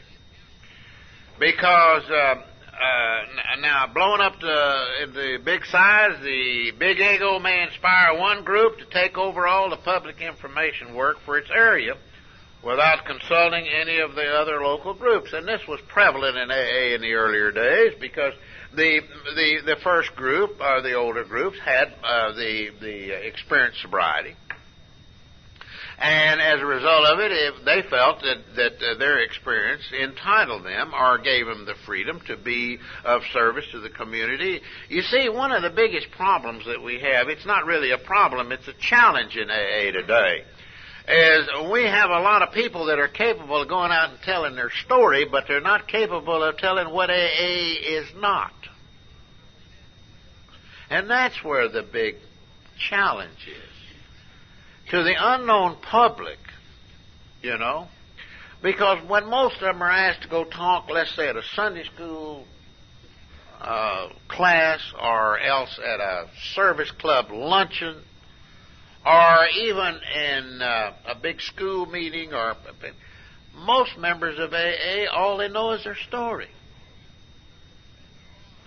And so, not utilizing AA's experience of what to say and when you're talking before a non-AA meeting, all this is available. And as a result, because I'll tell you the reason, you know, you take a drunk that tells his story over at the local Rotary Club. And he talks about, you know, how he is drunk and he fell out of a boxcar and the train run over and cut his arm off. You know, and right away, and everybody feels sorry for him. And the next thing you know, the civilians are taking up a collection to buy him a false arm. But he tells that same story at an AA meeting, and everybody screams and laughs and claps, you know. There's a one-armed drunk in our group, old Andy, and a little gal came in. Andy's been sober 20 years, and the gal come in, and she saw that one arm there, and it's gone, and she says, "Oh, it must have been painful when you lost that arm." He looked at her and said, "Honey," he said, "tell you the truth." She said, "How'd you lose your arm?" He said, "Well," he said, "coming off my last drunk, I shook so hard it just fell off, you know." Now, we understand that, but you tell that out there in the non-world out there, and it's totally oblivious to them. But when we can talk about how an alcoholic can recover in AA is another matter altogether. And so as a result of it, a lot of groups in those days decide they want to take over everybody's business in the group, and the lid blew off. And as a result of it, it's only natural that we live in what we call the Madison Avenue era of advertising and everything else. And a lot of members of AA that are coming to AA today feel that AA's 11th tradition is old-fashioned, that it was written back in them days. I got news for you. That's the reason we're here. Because those fool egos that ran wild back in those days are responsible for those traditions, and it darn near blew AA out of the tub. It certainly did with those early horrible anonymity breaks.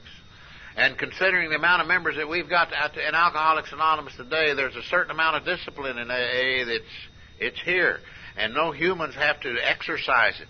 Because out of the multitude, millions of members that we've got, well, how many hundreds and hundreds of thousands we have in AA, and only a handful are out there violating their anonymity, that speaks very well for AA's silent discipline.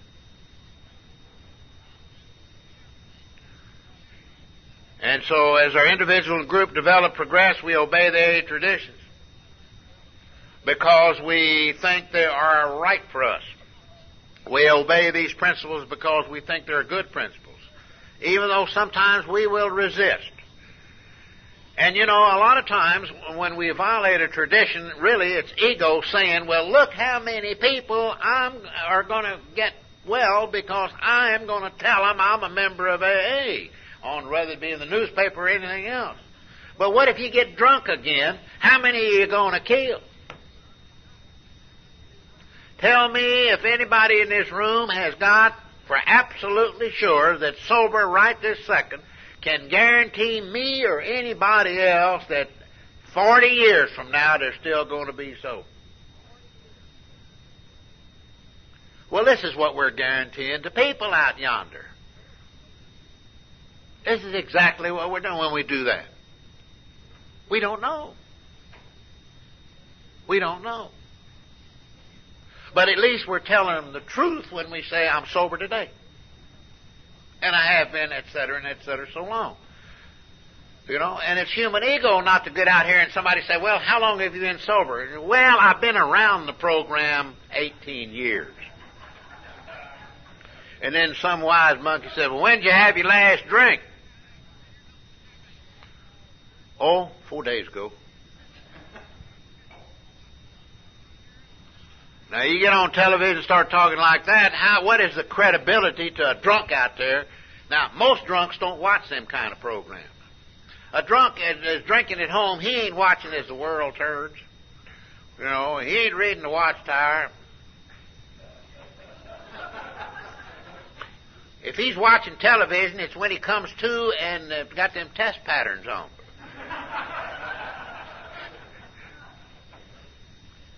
Just like I didn't file to pay income tax for 18 years, and I'd ride around my wife and be in the car, and I'm sober, and that fellow would come on for HR Blog, talk about your income tax. I'd switch to another channel. She'd punch it back. Yeah, and the same way with the drunks drinking. He didn't want anybody up there telling his story.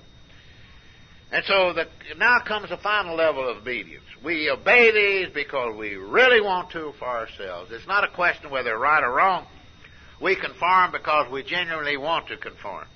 And such is our process of growth in unity and in function, and such is the evidence of God's grace and love among us. And you say, well, how now? Many people wonder how A can function under such seeming anarchy. Other societies have to have law and force and sanction, and the punishment administered by authorized people. Happily for us, we found that we need no human authority, whatever. In AA, we got two authorities, which are far more effective. One heals and one kills. There's God or Father who just simply said, here's my will, use it. And here's alcohol, and it says, if you don't use God's will, I'll kill you. That's it. One heals and one kills. And so we don't, and sometimes it does kill.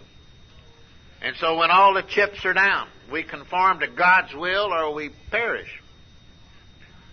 And at this level, the death sentence hangs on over the AA member, the AA group, and the AA as a whole.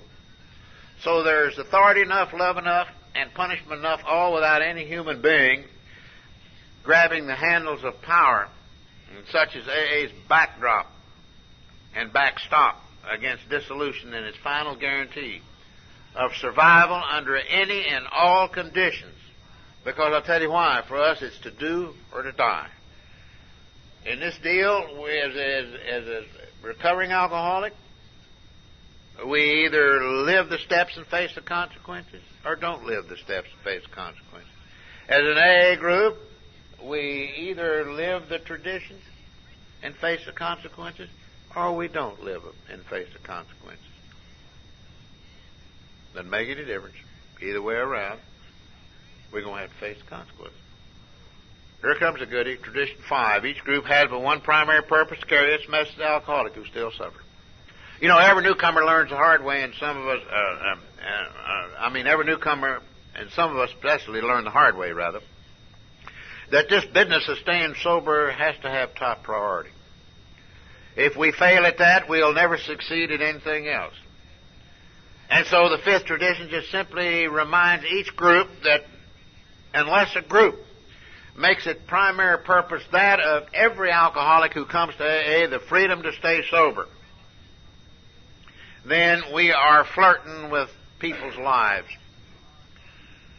Very often unthinking enthusiasm puts a group off the main track. One group, for example, offered expanded AA programs that include helping newcomers to find jobs. I've been in a lot of AA groups and look on their bulletin board, and you can't find when they're meeting because they got signs up there, firewood for sale, babysitting, wanting cars washed, garage sale, bake sale, raffles, and this and that and that.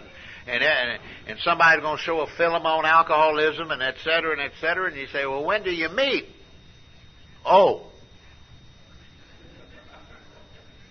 is that what you... Wait a minute, I have to ask somebody, you know.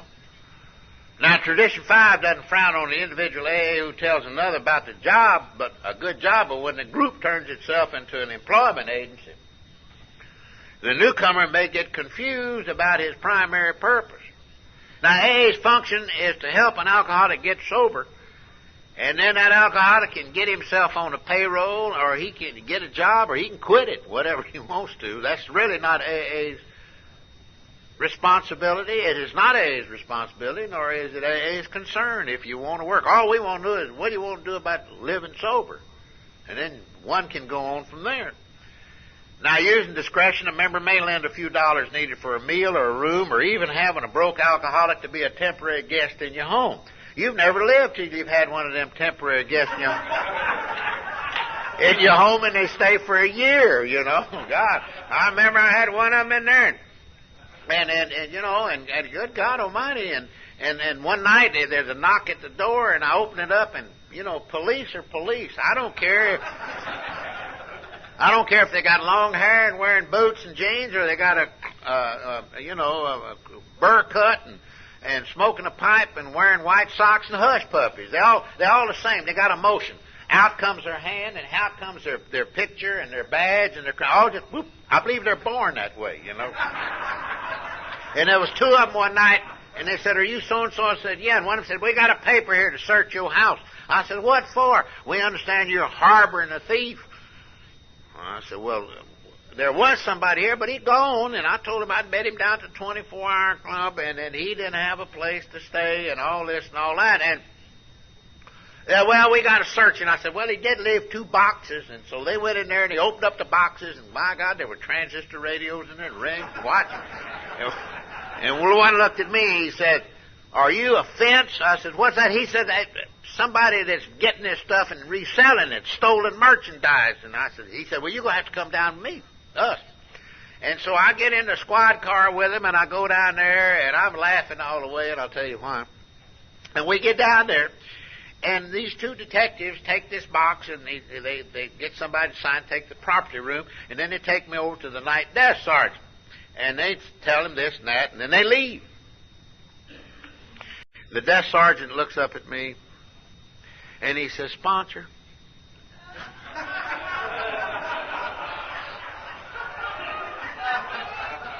When are you going to learn? And and I told him what the deal was, and But a group as a whole is not a friendly finance company or a welfare agency or a divorce getting agency or a marriage agency or a jail getting in or jail getting out an agency, or a housing bureau. Even acting on our own as individual members of AA, an AA layman certainly shouldn't award himself an honorary or herself an honorary medical degree and hand out diagnoses and prescriptions and amateur analysis of other people's neurosis and sickness. Now, because this exact personal failing is so common in AA, the AA group should instill in every one of its members, and particularly the AA group in all of its dealings, should be extra careful to emphasize that the group is not invading the medical field, the psychiatric field, the social worker field through the personal experiences of our members. We are only qualified to carry one message: how an alcoholic can recover in AA. And I'm going to share with you a personal experience. It's not the first time in AA that it's happened. It happens all the time. It's happening right now in an AA meeting somewhere in this world. There's a beautiful gal, and she was 23, 24 years of age when this happened. But from the time that she was 10 and a half, 11 years of age, she became a street urchin. And she developed into a mature, physical, and beautiful gal. But she started on alcohol and street drugs, and she had ended up in jail and for abusing and selling and you name it. And time she was 18 years of age, she'd been in so much trouble, her family totally disowned her. And she was living here and there in one of them live-ins, live-out deals, staying strung out and drunk all the time. And one night she had one of them sports cars that'll do 120 standing still with one of them fiberglass bodies. And she was strung out, and she was out in the country, just way out up in a tree and somewhere. And she was driving about 120 miles an hour. She missed a curve and hit a huge oak tree head on. And naturally, the front of the car collapsed, threw her through the windshield. When she came through, the top of her skull hit the trunk of the tree and just crushed it. Through some miracle, she did not die. And she spent many, many weeks and many, many months in intensive care and later on, but with a lot of traumatic injuries to the brain and through some very skillful surgery and through God's grace, she didn't die physically. But all for practical purposes, many, many thought she was just a vegetable. And when she did, she had her recall mechanism was practically gone, and she had halting speech, and she couldn't think, and her memory, it was a mess. And her family said they disowned her. They didn't know what to do, so they had to get a court committed, and they put her in the insane asylum and committed her to be there for the totally insane for the rest of her life. And when she was admitted to the insane asylum, and a lot of times we ridicule civilians. We ridicule psychiatrists. We ridicule physicians, and we blame them for our dilemma. They got me hooked. They did this to me. It's an utterly amazing thing. I ain't ever heard one say, I didn't enjoy it. That's the reason why I went back to get hooked.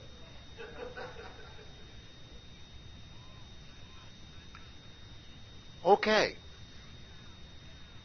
So, there was a Cuban refugee who was a psychiatrist. Somewhere along the line, he had had a lot of experience working with alcoholics someplace, somewhere. And after reading her case history, he suspicioned that she was an alcoholic. And that if she was, there was a place where she could get well, or better. And that was over at the Alcoholic Recovery Unit in the state hospital. right there on the ground. And so as she begun to progress, his suspicion now confirmed into belief. And he knew that if she was ever going to get any better, that his medical science and art could not give it to her. Psychiatry couldn't give it to her. Shock treatments and that kind of therapy couldn't do it to her. But there was one place that had the medicine for her malady, and that was them AAs, and the medicine was love. Caring and sharing and loving. That's where the power of our society lies, folks.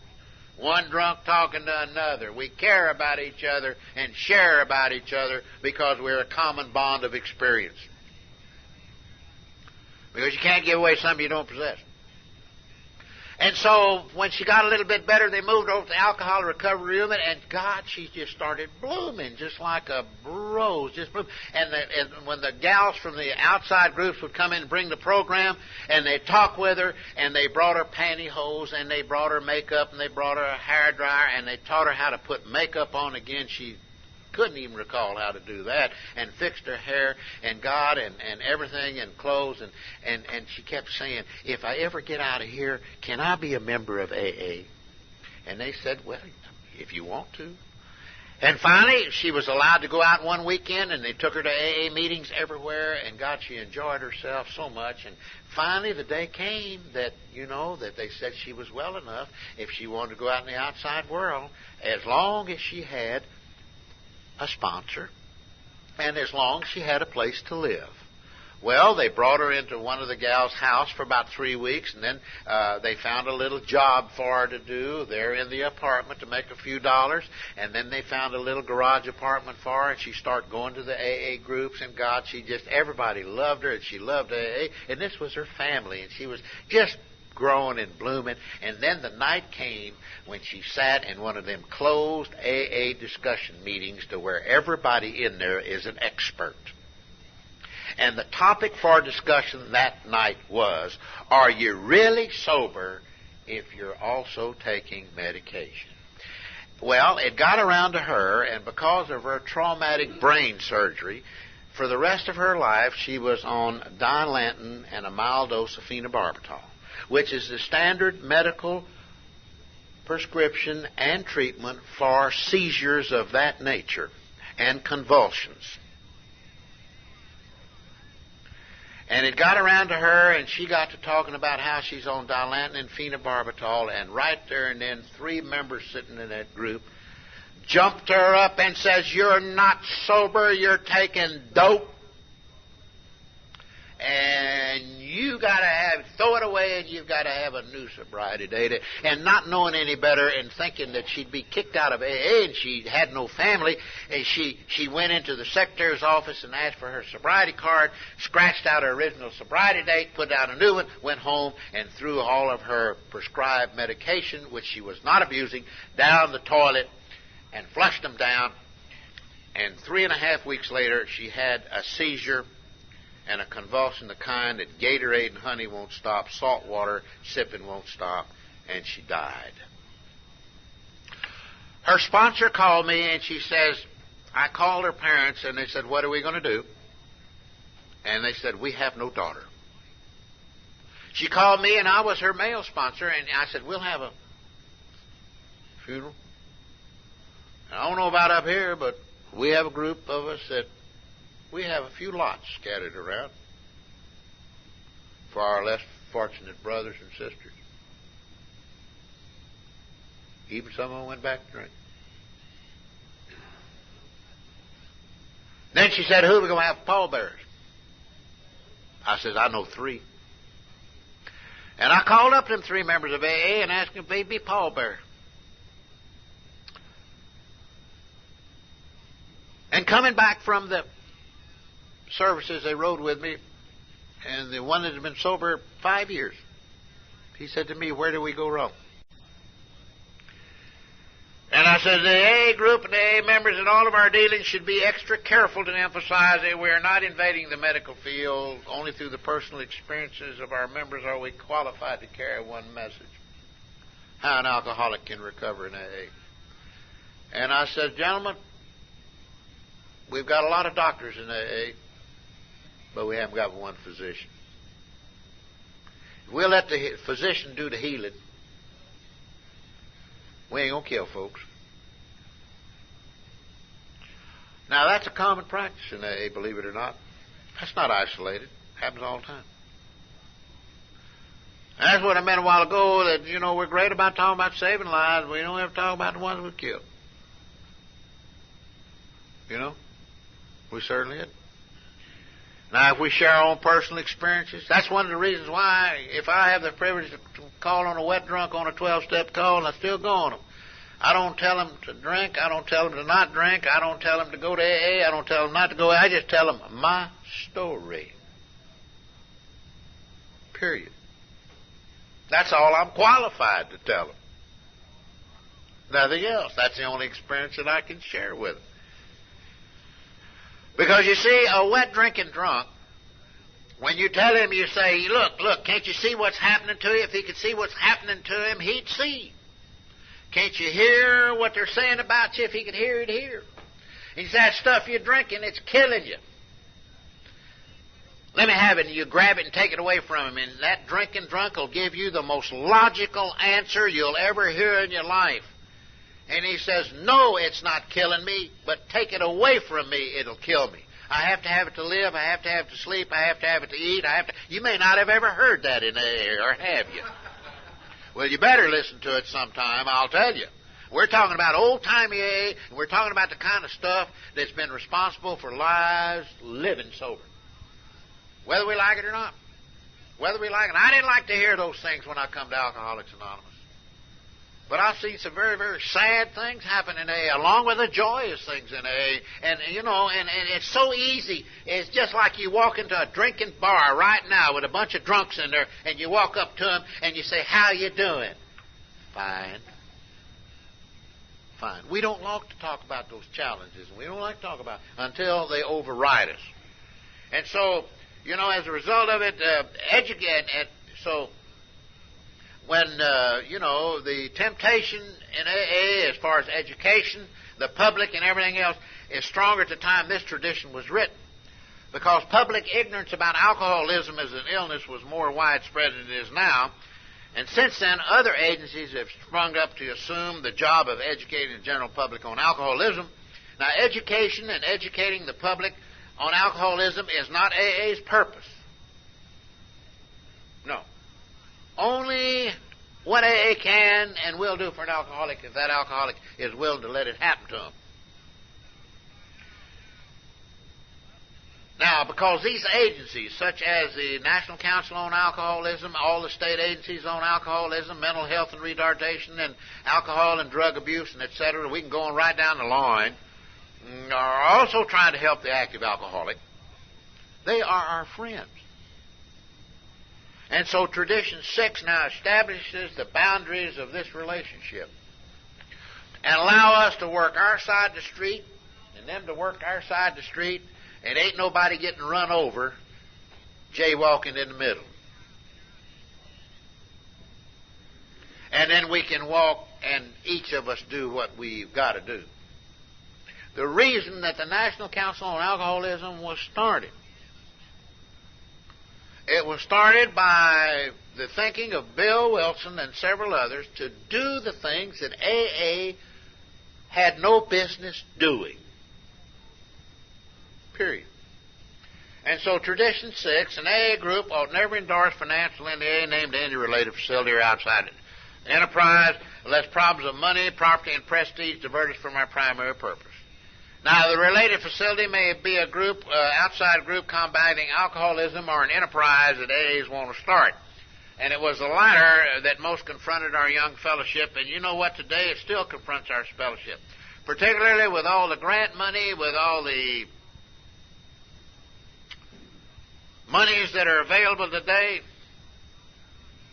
Not so bad now, but back when the Hughes Javits bill come in, AAs all over the world were leaving AA, going into the drunk business. And you'd go into the group and say, I ain't seen you in a long time. Oh, David, I'm a 7. I said, what's a 7? Well, I work for the government. That's the pay scale. Oh. And I said, what are you doing? He said, David, all my life, all I've ever wanted to be was an alcoholism counselor. I said, well, it took you 20 years to admit that you're an alcoholic. And how long are you sober now? 8 months? And all your life, that's all you've ever wanted to be, is an alcoholism counselor, you know. Well, thank God, agencies found out that just because drunks made a few 12-step calls and sponsored a few, that was not the qualification to be an alcoholism counselor. And they started an education process and that to be accredited, et cetera, and et cetera, and et cetera. Some have made it. Now, it emptied out, and a lot of them went out, and some of them, you know, got drunk, and they ain't ever come back, and some of them got drunk and came back, and some are still sober. And in AA's early days, outside agencies were pretty scarce. And so some AA members thought that the AA should cover the whole alcoholism field. Well, our old Alcoholic Foundation, which was incorporated, it was incorporated to do everything in the field of alcoholism. Everything in this God's world. It could heal drunks, it could unheal them, it could throw them out of AA, it could do everything in the world. But that was changed. And years ago, some super promoters in AA built an all-purpose center, including a section for drying out treatment, you know. But what happened? Lawsuits got involved, and it got into the newspapers, and a lot of problems were going on. And they'd have meetings, and groups got involved in it, you know. And one group in particular decided it was renting a building and it had vacancies down to the next 3 or 4 stores. And they had a meeting one night to see about taking it over. And then they were going to have a rehabilitation house in there for the drunks. And then they were going to make furniture and they're going to sell flowers on the corner like the flower folks do and make money for the deal. And then they got to arguing about how you're going to sober them up. Are you going to use phenobarbital and suppositories, or what are you going to do with them? You know, are you going to bring them off, let them walk and shake out a drunk, or bring them off on bay rum and wine? And they got to arguing, and it got kind of bad. And this actually happened. And the door opened up, and a little drunk stuck in. And one of them said, "Who are you?" He said, "I'm an alcoholic, and I want to get sober. Is this where you're?" He said, "Well, go over there and get you some coffee. We got an important business meeting going on, and when we get through with our business meeting, then we'll tend to you." And that's what we mean by diverting away from the primary purpose of the group.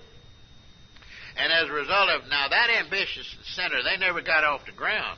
Some individual members have found it very successful. Nowadays, you know, my God, they got every kind of a house you want.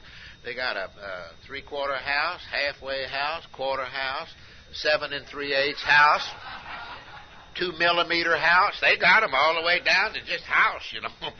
and they are run by AAs and patronized by other members or prospective members, but money and property are involved. And so, therefore, it's been proven wise by our own experience to keep the operation of the facility completely separate from that of the AA group.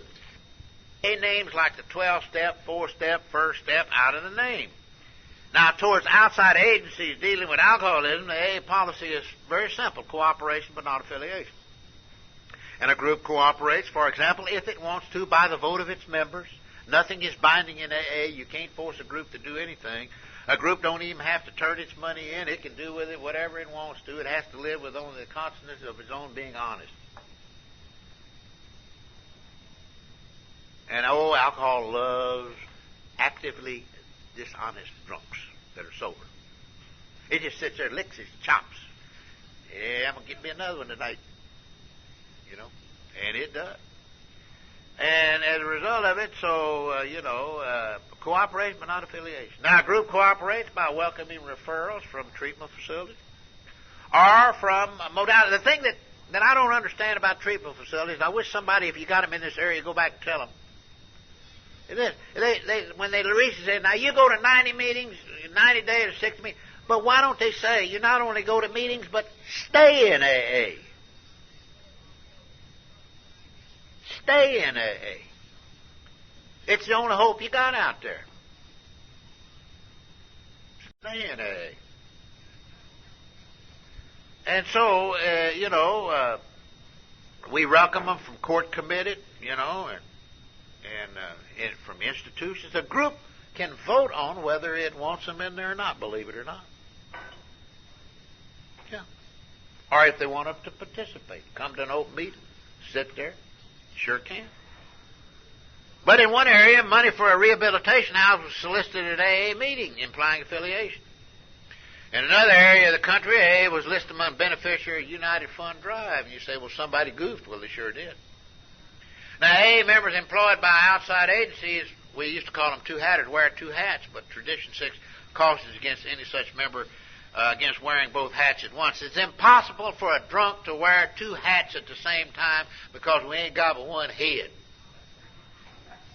Now, on the job, he or she may be an alcoholism counselor, but he or she is not an AA counselor. There's no such thing as an AA counselor, AA doctor, AA lawyer, AA housewife, AA bum, AA banker. We ain't got but one kind of AA. That's an AA member. It doesn't say whether what sex or what color or what preference or whatever it is. And it sure helps if you're sober. That's all. We ain't got but one kind, and that's an AA member.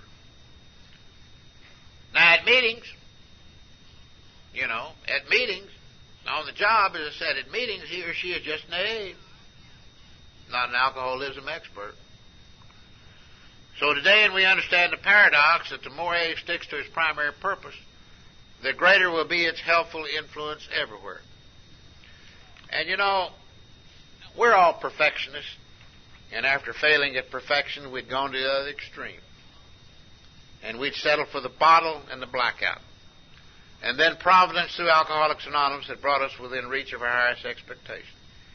So it became good reason, with this kind of thinking, why shouldn't we share our way of life with everyone? And it makes sense, doesn't it? So in the early days, they tried hospitals.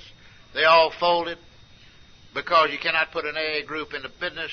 Too many busybodies mess up the formula. Then AA groups had, well, in AA it's almost impossible to AA group in business because if you got 30 members, you got 30 dictators. Yeah. Then the AA groups had to try education, and when they began to publicly drumbeat the merits of this or that brand, people started getting confused. And they said, well, did AA fix drunks, or was it an educational project? Was it spiritual? Was it medical? Was it a reform movement? So in utter confusion and disgust, AA found itself getting married to all kinds of enterprises, some good and some not so good. Then some AA groups started hounding AA legislatures for legal reforms in this business, committing drunks to prisons and asylums. And in those days it made good reading, but little else. Then AA became mired into politics. And even AA and inside AA, we, as I said before, found it imperative to take the name off of clubs and 12-step houses. And so the experience, as a result of our experiences, inflamed a deep-rooted conviction that in no circumstances could AA endorse any related enterprise, no matter how good. Because we of AA cannot be all things for all people, nor should we try. And then, of course, many of you read AA Becomes of Age about the member who thought about taking a public relations job at one of the large distilling companies to educate the public why alcoholics should not consume alcohol. Everybody knows why an alcoholic should not consume alcohol except the alcoholic. Everybody knows it.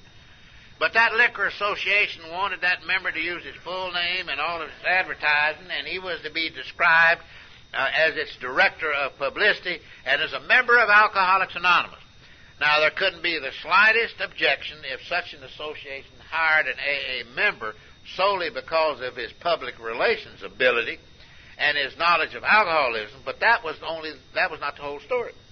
For in this case, he not only was an AA member to break his anonymity at the public level, he was to link the AA name to that particular educational project and also to that distillery in the minds of millions. Now, I'm going to tell you the kind of alcoholic I am. If I was drinking and that monkey got on there with his full face and he says, I'm a member of AA and I'm working for this Buzzard Liquor Company, I'll tell you what I'd do, and he's sober, my mind says, hey, baby, David, baby, you can drink that Buzzard liquor and you ain't going to be no alcoholic. Maybe I'm the only alcoholic in this room thinks that way. I'm the kind that you tell me don't walk on the grass, I walk on the grass. You tell me it's wet paint, don't touch, I touch it. Here's the one I love. Don't take food or drink out of the dining room. Oh, I love it. It's just like these signs in here. No smoking. But before the meeting, they ought to reverse them. You know what I mean? Yeah. No smoking. Really. And it's just, that is an absolute, it's a demand for an alcoholic to violate it. You put absolutely no smoking in there, and this place would be full of smoke. But if you put, please refrain from smoking, no smoking, we're pretty good about it now. And so, as a result of it, that particular member, he came to the censors in question, realized that AA saved his life, and it had to come first. And he certainly didn't want to be the guy to land AA in big-time trouble, and this we certainly do. We were talking about this a while ago before we got started again this afternoon. Concerning endorsements, our friend said it all. We have never before that we could lend the AA name to any cause other than our own. Tradition 7. Every AA group ought to be self-supporting, declining outside contributions. Now, we have to be practical. A group can hardly hold its regular meetings on a street corner in an empty basket when not paid the rent or fill a coffee pot. And as soon as we become active in AA group, we learn how many other expenses are involved in making meetings reasonably effective. Then our horizons broaden. What about that inner group? Our central office, many of us call to ask for help. Phone companies do not give free service. God, they're so thankful we're sober and not calling South Pole and asking for a penguin bootlegger or calling Russia or somewhere. And beyond our own locality, we learn about the AA General Service Office and the work it does for groups worldwide. AA activity ought to be self-supporting at all levels, and in every case, if it isn't, the responsibility comes right back to us, our individual members, because we are AA. We own Alcoholics Anonymous. It is ours, and it doesn't belong to anybody else. And we express the results of Alcoholics Anonymous, the recovery program, and our unity and our services to the world in which we all live. And so, sometimes when we're new, our contributions rattle. You don't see this much in AA groups anymore. They hardly pass when a collection of coffee can, because it is kind of embarrassing. You drop in and you put a quarter and it go plunk. And everybody, it's usually the tightest one in the group anyway, and because and they rustle rather than rattle. And the fancy groups, they got, I guess they either borrowed them or bought them from churches, them plates with the felt in the middle. That's high class. But if you ever watch one of them, they got a teller at each end of the row to be sure that the collection gets to the back. And one of the funniest things, it really is funny, in a large group here, and I happen to be in the meeting in New York, and it's a big meeting. Must have had about 350 in there, and they have the secretary's break, and that's when they take up the collection, because they're an hour-and-a-half meeting. And right as they got through the collection, here come 4 fellas with stockings on their hat, and they grabbed the take, and out they went the back door. They robbed the group, right there. Yeah, and in the old days, you used to say, if you got one, put one in. If you need one, take one. They quit doing that when more money disappeared and got put in, And as a result of it, but the first members were in this fix. They were busted, and to them, they felt that AA needed some outside help, more than the modest gifts were coming in. And their plans required some big shot ideas of philanthropy. But as one of the greatest friends that Alcoholics Anonymous ever had,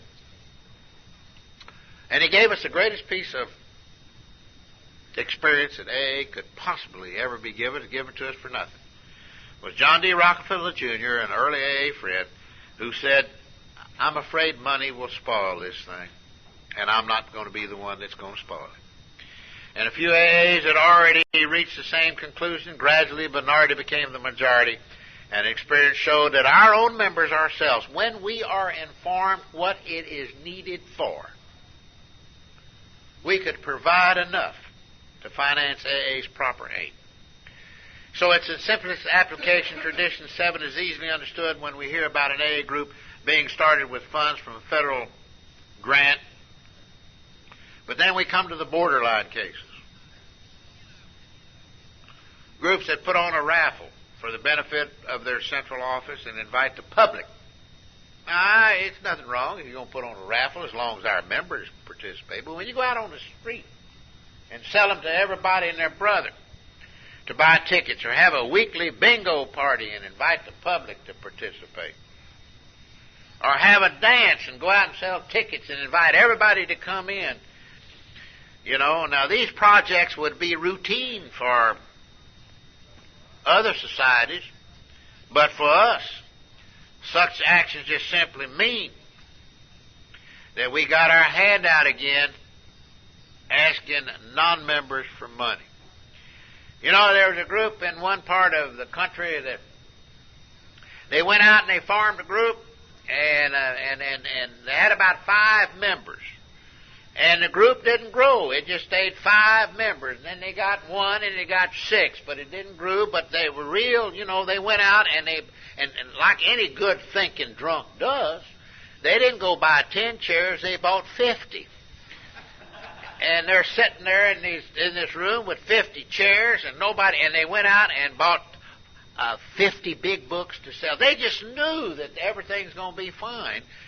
But they forgot one thing. You can ask God something, and as long as you sit there, it ain't going to happen. He said, now get up and do it. And so they decided, they need to get people in here, so they decided to play bingo on Saturday night.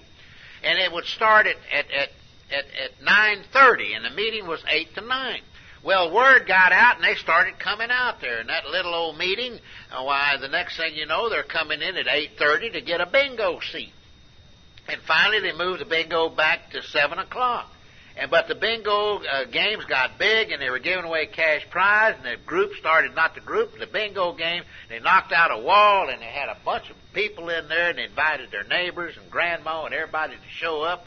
And God, they were doing real good. It got so big, and man, I'll tell you, there was something else. And they decided, this bingo's so good, why don't we have another bingo night? Let's have it on Tuesday night. And somebody said, what about the meeting? Said, what the heck with the meeting? Them bingos is paying the rent. So anyway, and they got rid. Then they moved to another place to where they could accommodate about 500 people. And then they had to have somebody to take care of it, so they built a little room and got a one-legged drunk in there and clean up the place, put the bingo cards out and get the balls ready and get the proper change and everything. And so he was cleaning up the place one day, and in from a big limousine, and 3 well-dressed men walked in there and said, Are you the manager here? He said, yeah. He said, got a nice place here. He said, can I help you, gentlemen? He said, yeah. Do you have any insurance? He said, what kind of insurance? Well, fire insurance, explosive insurance, What are you talking about? He said, yeah, you need that kind of stuff. And then one lady looked at it, and he said, this is AA. We are a spiritual entity, and God will protect us. And he says, is that your answer? Yeah. Well, about 3 weeks, the roof blew off. Well, drunks, we ain't stupid. Sensitive, but not stupid. And one's good, two's better, so they went out and got a bigger place, and the bingo games got bigger. Oh, they had 2 token AA meetings a week, and then the next thing you know, they had 3 more visitors. And so the question was the same, do you have insurance? And those folks they're different. They don't make 12-step calls on people like we do, And they said, it'd be a shame if this place should calamity happen and there are women and children in here, The drunk said, I said, get out, God will provide. So they left, said, yeah, and then the roof and the back wall blew off. So the drunks, one's good, two's better, three's terrific. They went out and they had a lot of money. So they bought a piece of property, and they built a concrete slab floor for this building with reinforced steel. You could land one of them 747 airplanes on that thing. And they got a Butler steel building and dynamite proof and dropped the ceiling. And bingo games got up as high as 1,200 people. It got huge amounts of cash, money, and they were coming in. They had 3 more visitors, and he gave them the same answer. Well, the next time that thing blew, it blew concrete slab, reinforced steel floor, Delta building, bingo balls and cards all the way into New Mexico.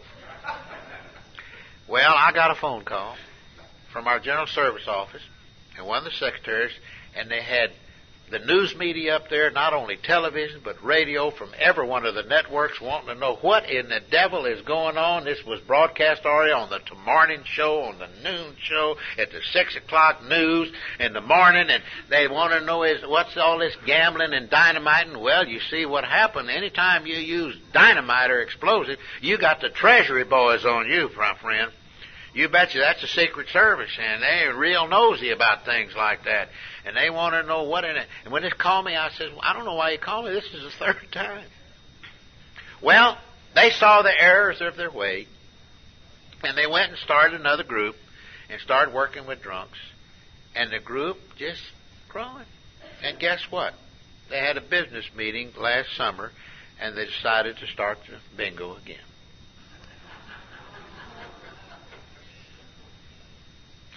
So that's what we talk about. You ain't got sanity and sobriety forever.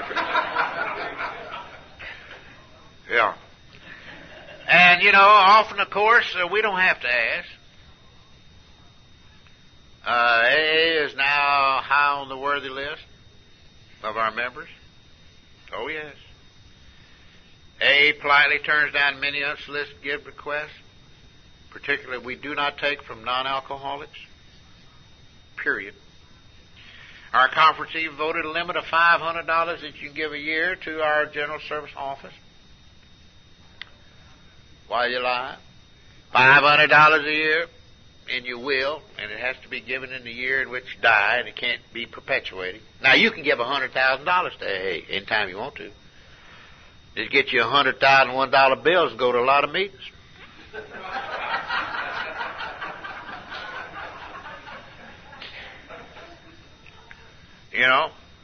Money may pose another problem if a group treasury grows too fat beyond a sensible reserve. But there's a simple solution that strengthens our unity and advances our purpose. Give the excess to AA activities and services. So when our trustees declared the principle that AA must always stay poor, for the principle of corporate poverty was firmly and finally embedded in the AA's tradition. Now, when newspapers and the other news media got hold of those facts, there was an immediate and profound reaction. To people who are familiar with endless drives for charitable funds, AA presented a strange and refreshing thing. Approving editorials both abroad and in this country generated the confidence and a new wave of confidence and respect in the integrity of Alcoholics Anonymous, because they pointed out that the irresponsible had become responsible by making financial independence part of its tradition. Self-supporting alcoholics, who ever heard of it? That's one of the greatest things that's happened to us, is the fact, and what Rockefeller told us, and that in plain, this corporate poverty, it takes very little money to stay sober. We don't need a lot of money. Because when we get into money, then we get to arguing about what to do with it. And every drunk is a financial expert. Do you know what an expert is, don't you? That's a drip under pressure.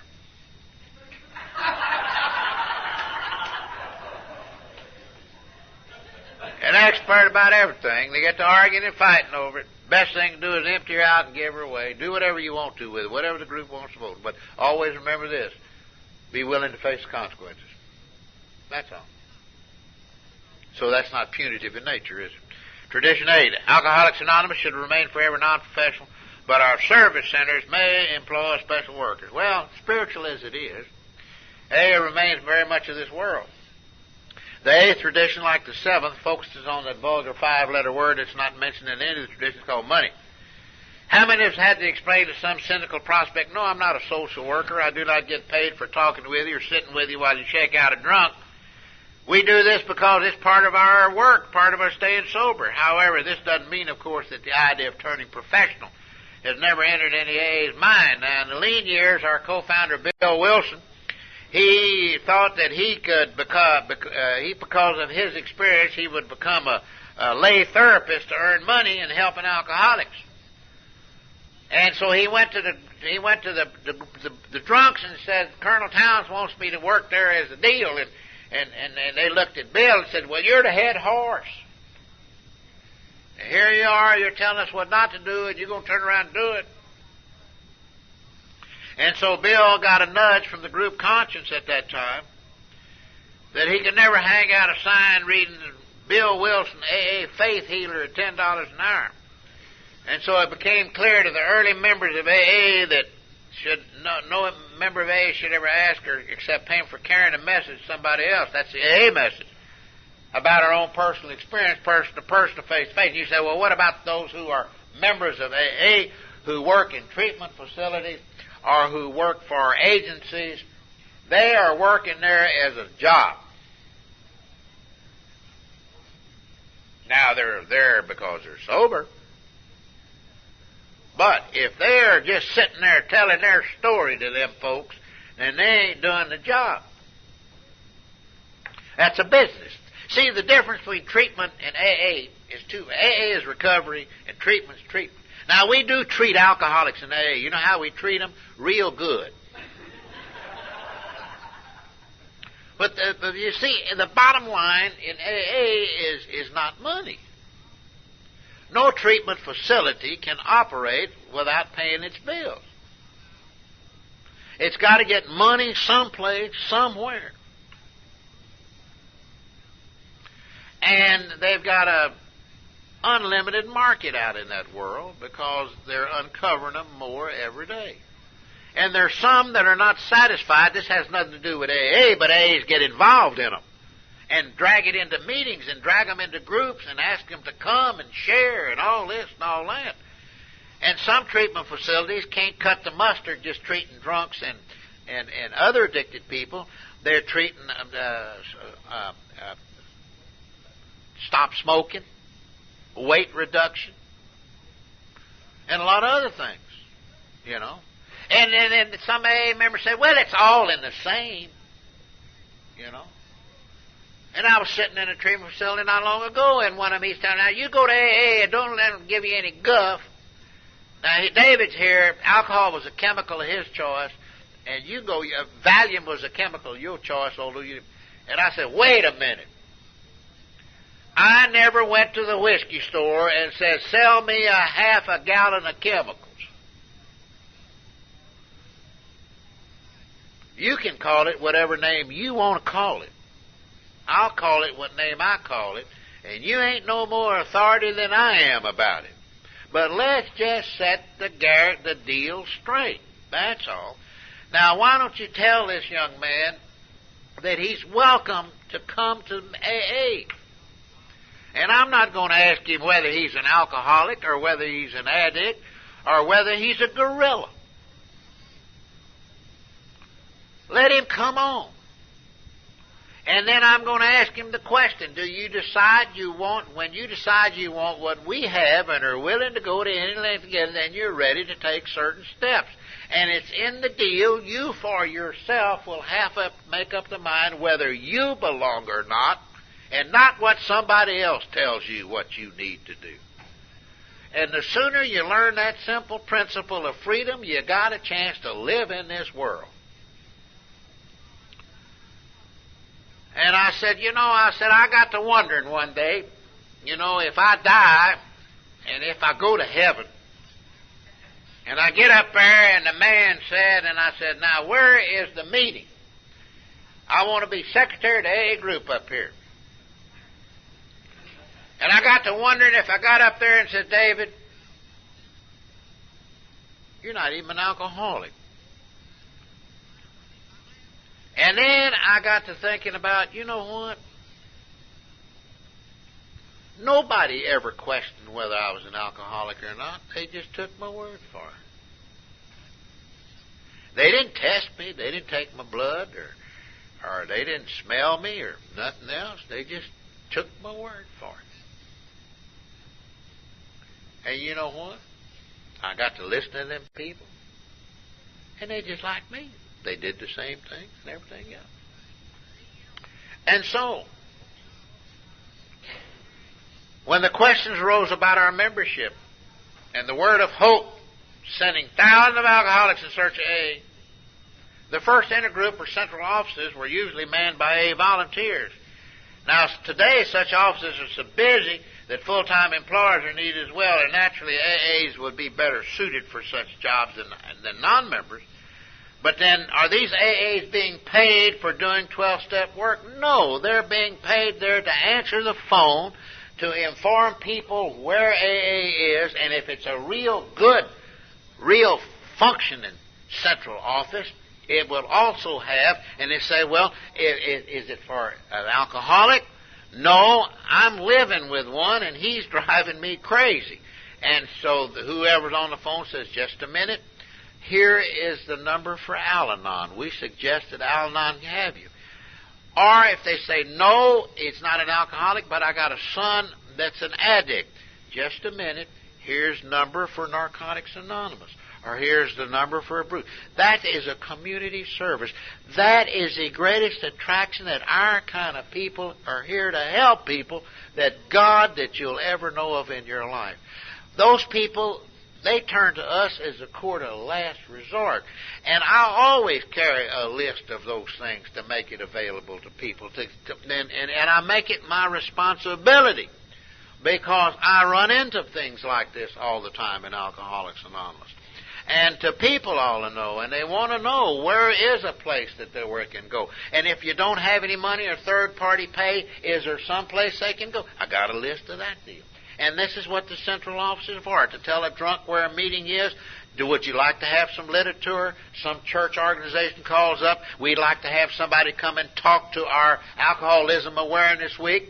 Can you send somebody? The intergroup has got the number. That's the function of those things. And if they're on the phone 12-stepping a drunk and telling them about their story all the time, then they're not working at a job. Then that's a paid 12-stepper. This is what we're talking about. However, when the meeting is over with, when their business day is over with, when their business day is over with, when they go to the group, they're going for themselves. And they're getting paid for their sobriety. Their sobriety is being paid right there. And that's one of the ways we stay sober. They used to call it paying a little premium on your insurance policy. And that's the way it used to be. And that's the way it is. And so now, as a result of it, today our General Service Office is huge. And these General Service Offices, we have over 90-some-odd employees. Members are actually paid for the business professional skills, working on conference-approved literature, and et cetera. Now, we do have volunteers, and the volunteers a lot of times, and thank God they're translators. It's very, very difficult to translate the message from one language to another without getting it garbled. For instance, in the German dictionary, there are 4 different definitions of spiritual.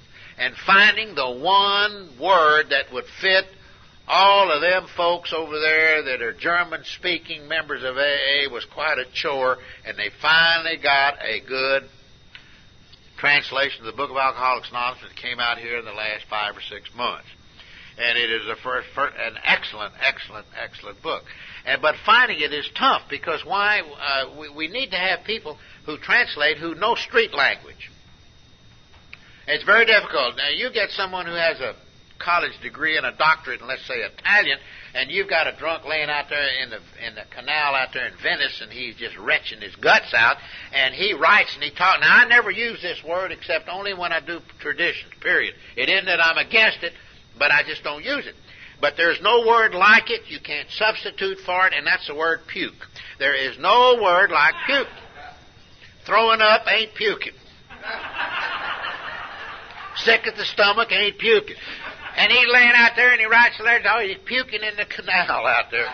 And some bird brain writes back in Italian, well, I did the same thing. Well, I think I understand. I accumulated a lot of gas and come through my ears and my nose. And that drunk over there said, what have I got a hold of? But if you get someone who can speak street Italian and he writes down there and talks about him puking in the gutter, aha, he's one, too.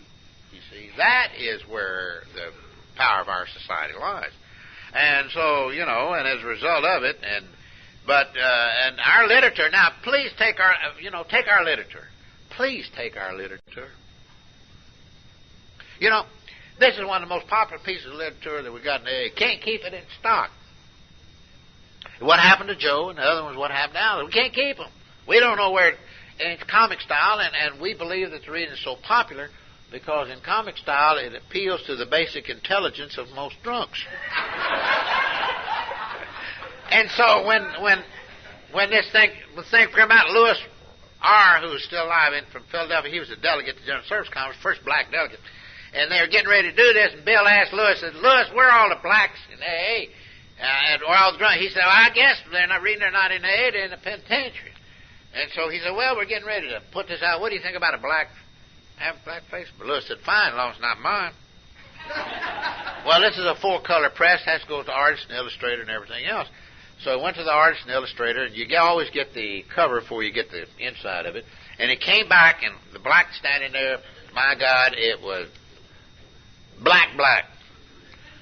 And the black looked at it and says, my God, it'll offend the lighter-skinned one or this or that. Lighten it up. So it goes back to the artist and illustrator, and it came back, and guess what? It was too light. It looked like a Puerto Rican.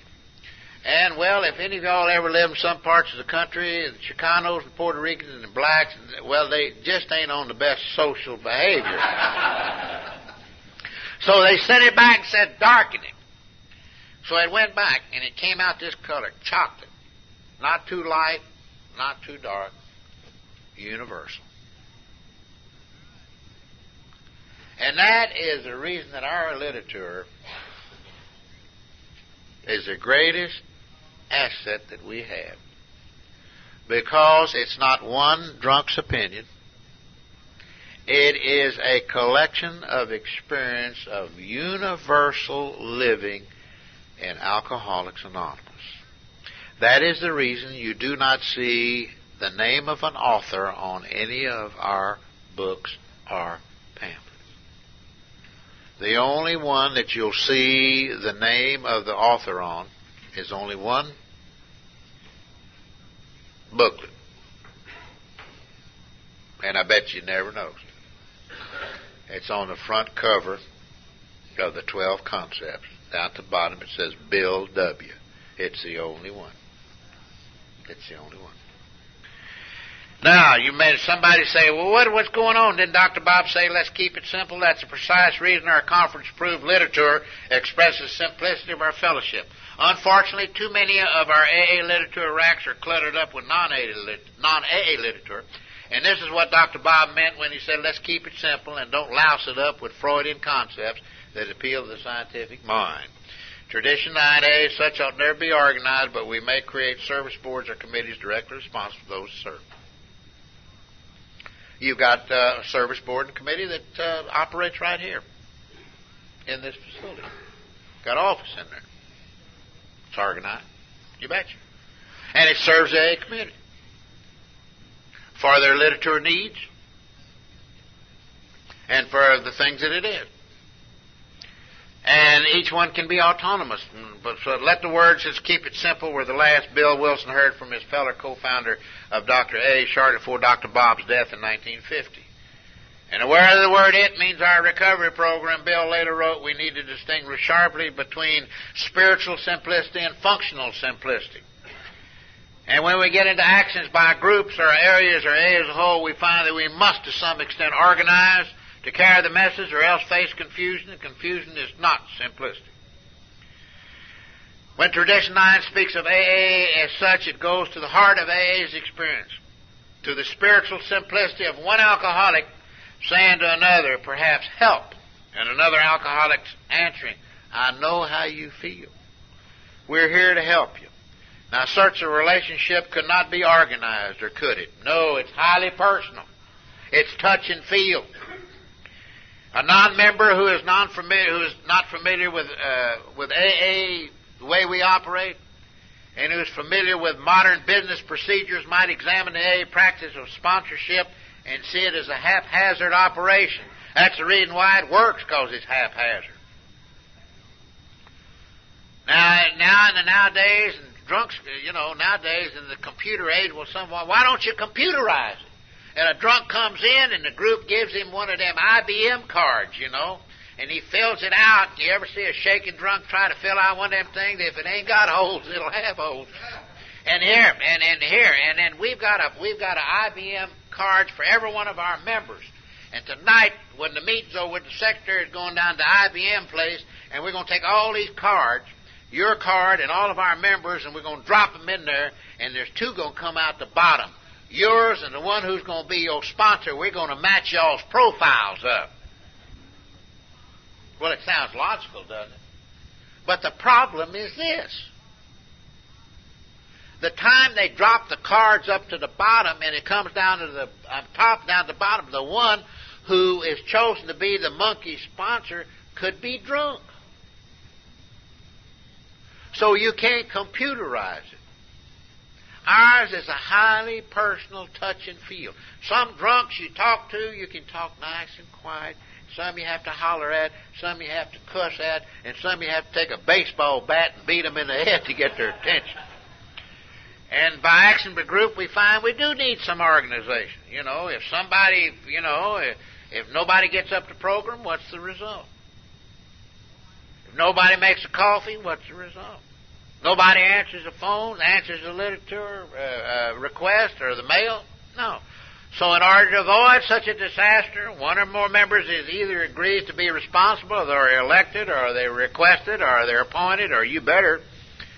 And so all the way from coffee brewers to our General Service Board, those of us who take part in AA service work are assuming responsibility, not authority. And so as a result of it, this is a highly, and if you're going to pay them a decent wage, and then if they don't do the job, you can fire them.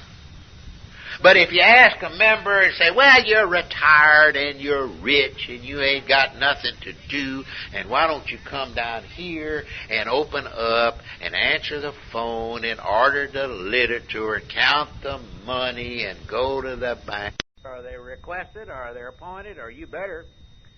And so all the way from coffee brewers to our General Service Board, those of us who take part in AA service work are assuming responsibility, not authority.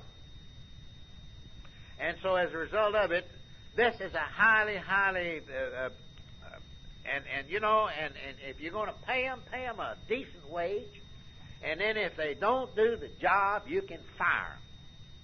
But if you ask a member and say, well, you're retired and you're rich and you ain't got nothing to do, and why don't you come down here and open up and answer the phone and order the literature and count the money and go to the bank, look what a tremendous job it'll do for you. But the rest of them say, ain't it great? We're going to get it cheap. We don't have to pay nothing. And then the first time he makes a mistake on the deposit, and the first time he forgets to pay the light bill, and they come in or the rent, and the meeting and the doors is locked, and somebody says, well, get rent. Wait a minute. He's doing it for nothing. And after all, don't be too hard on him. He's liable to get drunk. But you see, whether you're an alcoholic, sober or not, and you're working at a real definite job, and the job is from 8 to 5, whether it's in a service office in here or in New York, and you don't produce, and your work progress is not satisfactory, then they can fire you. Just like any job. Like any job. And that's the difference in the way we used to operate and the way we operate today. Tradition 10, Alcoholics Anonymous has no opinion on outside issues, hence the AA name ought never be brought into public controversy. We think that the future safety of Alcoholics Anonymous greatly depends upon Tradition 10, AA's principle of no controversy at the public level. Since AA began, AA has never been divided by a major controversial issue, and by some deep instinct, we have known from the very beginning that no matter what the provocation, AA itself, that is the name Alcoholics Anonymous, should never publicly take sides in any fight, even a worthy one. We must remember, however, this reluctance to fight one another or anybody else is not a special virtue which makes us feel superior to other people, nor does it mean that the members of AA who have been and are and will be restored as citizens of the world That we're going to back away from our individual responsibilities to act as we see fit on the right upon issues over time, to vote as we see fit, only as individuals. But when it comes to AA as a whole, that's a different matter. Alcoholics Anonymous does not enter into public controversy because we know our fellowship will die if we do. We survive and grow and spread because we know that Alcoholics Anonymous is something of greater importance than any weight that we could collectively throw back at any cause. Recovery from alcoholism, which is life for us, and we wish to preserve its full strength because it's our only means of survival. This is the last house on the block, baby. Where are we going? Where are we going to go? Now, the Washingtonian Society, a movement among alcoholics, which started in Baltimore over a century and some odd years ago, almost found the answer to alcoholism. At first, the society was composed purely of alcoholics, trying to help one another. And just in a few years, they grow to be 200,000-300,000. When I come to Alcoholics Anonymous over 17 and a half years ago, or whatever it was, they estimated there were 350,000 members of AA in the United States and Canada, and yet the Washingtonians in 2 or 3 years got up as high as 300,000 or 400,000. Now, had they stuck to their one goal, they might have found the full answer. Instead, the Washingtonians permitted politicians and reformers, both alcoholics and non-alcoholics, to use the society for their own purposes. They took violent sides on slavery issue. They even put out pamphlets. And some became temperance crusaders. Now, ain't that a kick? An alcoholic becoming a temperance crusader. Well, I'll tell you, I don't know if you go to AA a lot, but I'll tell you what. You know what's the most nauseating member of AA? The most nauseating member of AA is that self-righteous, religious, sober alcoholic. And nauseating. You know? And here they became temperance union leaders and everything, reformers, and both alcoholic and they allowed both alcoholic and non-alcoholics to use the society for their own purposes. And guess what? Within a few years, they completely lost their effectiveness in helping alcoholics, and the society collapsed. Our Tradition 10 is based basically on the mistakes that the Washingtonians made. And so you see, in AA, we're not incorporated as a legal instrument with which to attack anybody, no matter how severe the provocation. We believe, since AA's inception and up to now, that AA is a fellowship and not an organization. Incorporation necessarily makes it an organization. And you know, years ago, there was a tremendous alcoholic. Annie knew him. Some of you may have known him by the name of Bob Thompson. Bob was a federal judge from Mississippi, Gulfport, Mississippi. Bob was a delegate in General Service Conference, one of the finest legal minds, drunk or sober. And when he came up to that conference as a delegate, they thought about incorporating AA, the name Alcoholics Anonymous. Just AA. And so they asked Bob with his legal mind if he would chair a committee and pick his bench, so he got a fellow by the name of Willard Pegg. Willard's dead, too. Willard's a very personal friend of mine. And I was on when the conference started the next day. They said, well, did you come up with anything? He says, no, gentlemen. And this went on, and they said Friday, and the conference would break up on Saturday. And they said, Bob, have you come up with anything about incorporating AA? He said, I'll let you know Saturday morning. Saturday morning said, Bob, did you come up about incorporating AA? And Bob got up and he said, my members of Alcoholics Anonymous, I need to ask you but one question. How can you incorporate God?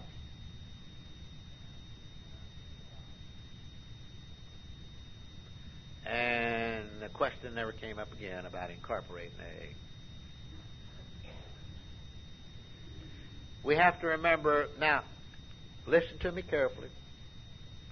If one does read the service manual, and one does read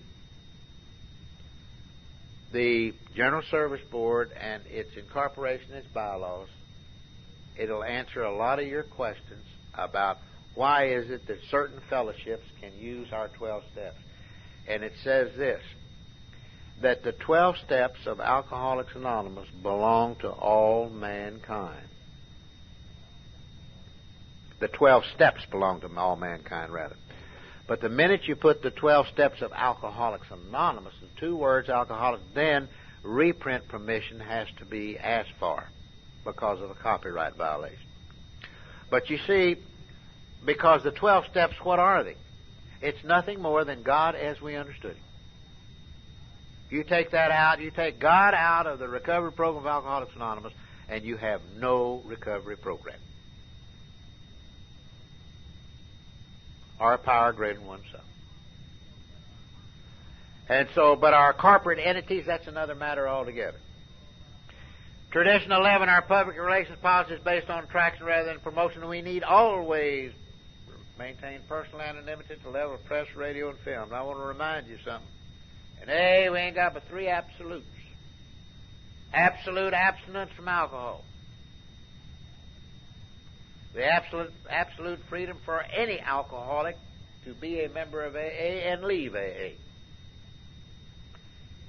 And absolute anonymity on the public media. This is the only tradition where it doesn't say you ought to. It says we need always. You don't have to have too many study groups about the word always. Always maintain anonymity level press radio and film. Now, you say, well, why isn't TV on there? Well, our conference is real fussy about changing anything that Bill wrote. And actually, films is still video anyway, so it really doesn't make a difference. Now, the alcoholic who has and is recovering through our program is himself or herself the strongest attraction that AA has. When most people are asked to let them seek AA help, the answer given, even though more and more are coming from us from treatment modalities, alcohol still today, it brings the greatest percentage of alcoholics to AA. It just throws them in there. And if you listen to what alcohol tells you when it throws you into AA, you know what it tells you? Buster, you better stay in there because you poke your head out, I'll kill you. Well, but when you ask, a lot of the members would ask them to seek AA help, the answer given most, and a lot of times, is the AA member. Now, our chances would be slim if all of us had remained completely in hiding. But many of us have chosen to tell our friends, our physicians, our clergymen, our employers, our neighbors, our co-workers that we are in AA, and when we do that, we are not breaking our anonymity in the meaning of this tradition. Now, suppose a sick alcoholic who has never had the good fortune to meet AA, how is he going to find us? And his or her search will be difficult if the local group thinks it should be autonomous too. Now, the tradition is talking about personal anonymity, remember? No alcoholic will be attracted to AA if he or she doesn't know that it exists, or if he or she has a distorted, unfavorable impression of its members and its program. This is the reason we have our TV spots on television and our radio spots. You betcha. Giving the general public an accurate picture of AA is the chief job of public information committees. In addition, they carry the message to certain groups, from policemen to personnel directors, whose work, and physicians, whose work includes frequent contact with active alcoholics. Now, information about AA is being offered to the public through all the communication media, in print and over the air. Now, on radio, it's easy to guard a member's anonymity. But TV, which was not in wide use when this was written, that's another matter. And according to our conference experience, a member is violating his or her anonymity when he or she is identified on TV as an AA and his face is shown whether or not his or her name is given, and yet with this medium, with its vast audience, cannot be ignored. I'm going to share 2 actual experiences of my own. One on radio and one on television. I was on one of those talk shows, where they call in and they're on about 3 or 4 hours, and they always say they call in, on radio, and I never changed my name, I just say I'm David, but I don't tell them how I make a living or anything else or where I live, just a member of AA. And they usually have a member of Alcoholics Anonymous, an Al-Anon and Al-Ateen, and then they'll have a moderator, usually the announcer, and they'll call in, and every kook in the world calls in. Some are not kooky, with some reasonably lucid questions. You got a drunk calls in every now and then. Hey, it didn't work for me, and all this and all that. And so I'm on there, and it's about 11:30 at night, and there's always some little kid supposed to be sleeping, and he wasn't sleeping, he was listening to radio. And so about 11:45, he runs into his mama's bedroom, and he wakes her up and says, "Mama, wake up. Our dentist is on the radio, and he's a drunk." And he recognized my voice. And about 3 weeks later, that little monster had an appointment with me. And his mother brought him in, and she looked at me, and she said, "Doctor," she said, "how long have you been a member of AA?" And at that time, I was sober over 10 years. She says, "You know, my father passed away last year, and he was sober 19 years in Alcoholics Anonymous, you know." And but it's easy on radio to do it, as long as the full name isn't given, and you know where they can tell who you are. Now and on television, not this last election, but the one before that. Not the 2 elections ago, when it was right after the Nixon debacle, and strike that from the name TV, that name. But anyway, it was one of those presidential elections. And because we don't get into those kind of things really, and those go and get taped out, and, you know, and just the word. And so, but you can put this part on; it don't make any difference. And anyway, and so I'm because a lot of people have heard this, and so I got up that morning. Nobody knew who was going to be the president. And so, and I go down to the barbershop every Wednesday morning, and I got to be down there at 8. I get up about 6 o'clock, and here's my bedroom television. So I turn television on. There's a wall, and behind the wall is a bathroom, big long mirror. And I'm in there, and I got the lather on my face, and I got my razor ready. And right as I'm getting ready to come down, I hear this voice on television says, "When your husband was drinking, he must have been an incorrigible, ugly drunk." And this other voice said, "You're being very kind when you even describe him in that manner." And I put the razor down, and I looked in the mirror, and I said, "David, you have not had a drink of alcohol this morning since you got up, but you are hearing 2 voices. One is a strange voice, and one is very familiar. One voice sounds like you're whining." So I stuck my head around there, and there, my wife's back of her head, you know, with the shadow method, the head, back of the head, and this announcer on television, full face, and they're discussing me. So I run into her bathroom. Now, we've been married long enough and are old enough to have separate bedrooms, so it's okay. And I run in there to see if she's in her bed, and her bed is made up, nobody in there, and I run back, and there she is, out of the voice, and I'm building up a tremendous resentment. So I go down, and I park in the hotel parking lot, and as soon as I get in the parking lot, the manager says, "Hi, good morning, Doc. Saw and heard your wife on television this morning." And I go in the barber shop, the manicurist, the boot black, the guy, everybody there. And I'm building up a tremendous resentment. I get out to my office to call my wife up. I says, "Grace," I says, "you know, I watched you for a little while on television this morning, and see, their traditions are the same as ours, basically, as far as I did. And I said, you were just right. You had the back of your head. Nobody knew it. But see, she used another name.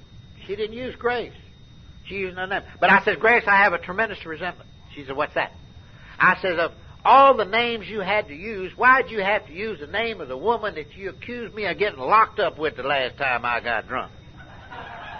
And she said, "That's what you call live and let live, Buster."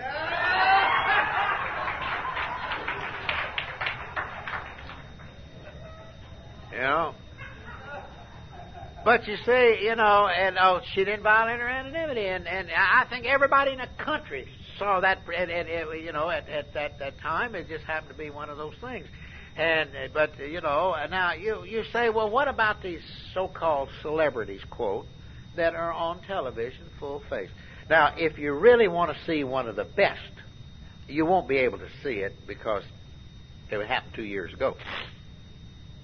But the finest way to be on television that I have ever seen, AA or non-AA, occurred right before the Super Bowl game when it was played up north. And they had a member of Gamblers Anonymous on television. That was absolutely the best that I have ever seen. Now, they had worked the format out with our office, and they had been up there together with some television people to be sure that the format was, but that's the best that I've ever seen as far as the lighting goes and for the mass media and exposure that it came along about that time. And we have that. Now, the best way not to violate your anonymity on the public media is don't get up on the public media. But we see them all the time, and they, and most of them. Now, they never have just a mill of a drunk that's been sober 40 years on there. They usually have a toe dancer or an athlete, because you have to remember, we're not the only, us people in AA, we're not the only ones that are hounded by sick emotions and screwy behavior. The whole world's full of them. And, they got a lot of sick folks out there that ain't alkies, and they still have hero worship. There's nothing wrong with it. They have hero worship, and they build monuments and medals, and all this kind of thing, and statues. And so when a celebrity gets on, oh, isn't that nice, But let's talk about a couple of real celebrities in Alcoholics Anonymous. You'll never hear about them unless we talk about them. Now, out in West Texas, there's a drunk by the name of Horace F., and he's dead, but Horace was a son of a Methodist minister,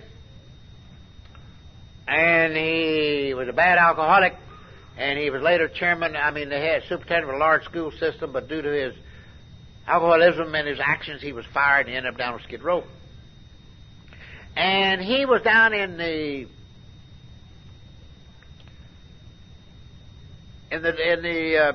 Del Rio section down in through that part of the country, and back into that part of the world, back through there to where they have got nothing but 900,000 goats and 900 million sheep and cactus and rocks, and in the Big Bend country, and maybe about God knows very few people. And he runs across a Mexican sheep herder, and Horace could speak fluent Spanish. So he said, "What do you want to do about your drinking?" And he got to talking to him. And a sheep herder out there, or a goat raiser out there, you ask him, "What do you want to do about your drinking?" They'll say, "Why?" Because there ain't nothing there but goats and sheep and cactus and rocks, and ain't no people. And so he said, "Wait a minute, I've got a friend on the next ranch. He's a worse drunk than me." So Horace and him go over and they net the other one, and they get a group going. And Horace stays with him for about 3.5 weeks, and this before the big book was translated in Spanish, and he read the big book to him, and they took their 4-step with him, they took their 5th step with him, they did the steps with him, the men's steps they couldn't do, and he wrote little things in Spanish for them to keep, and off he went. Well, every day of the year, those two got together and had an AA meeting.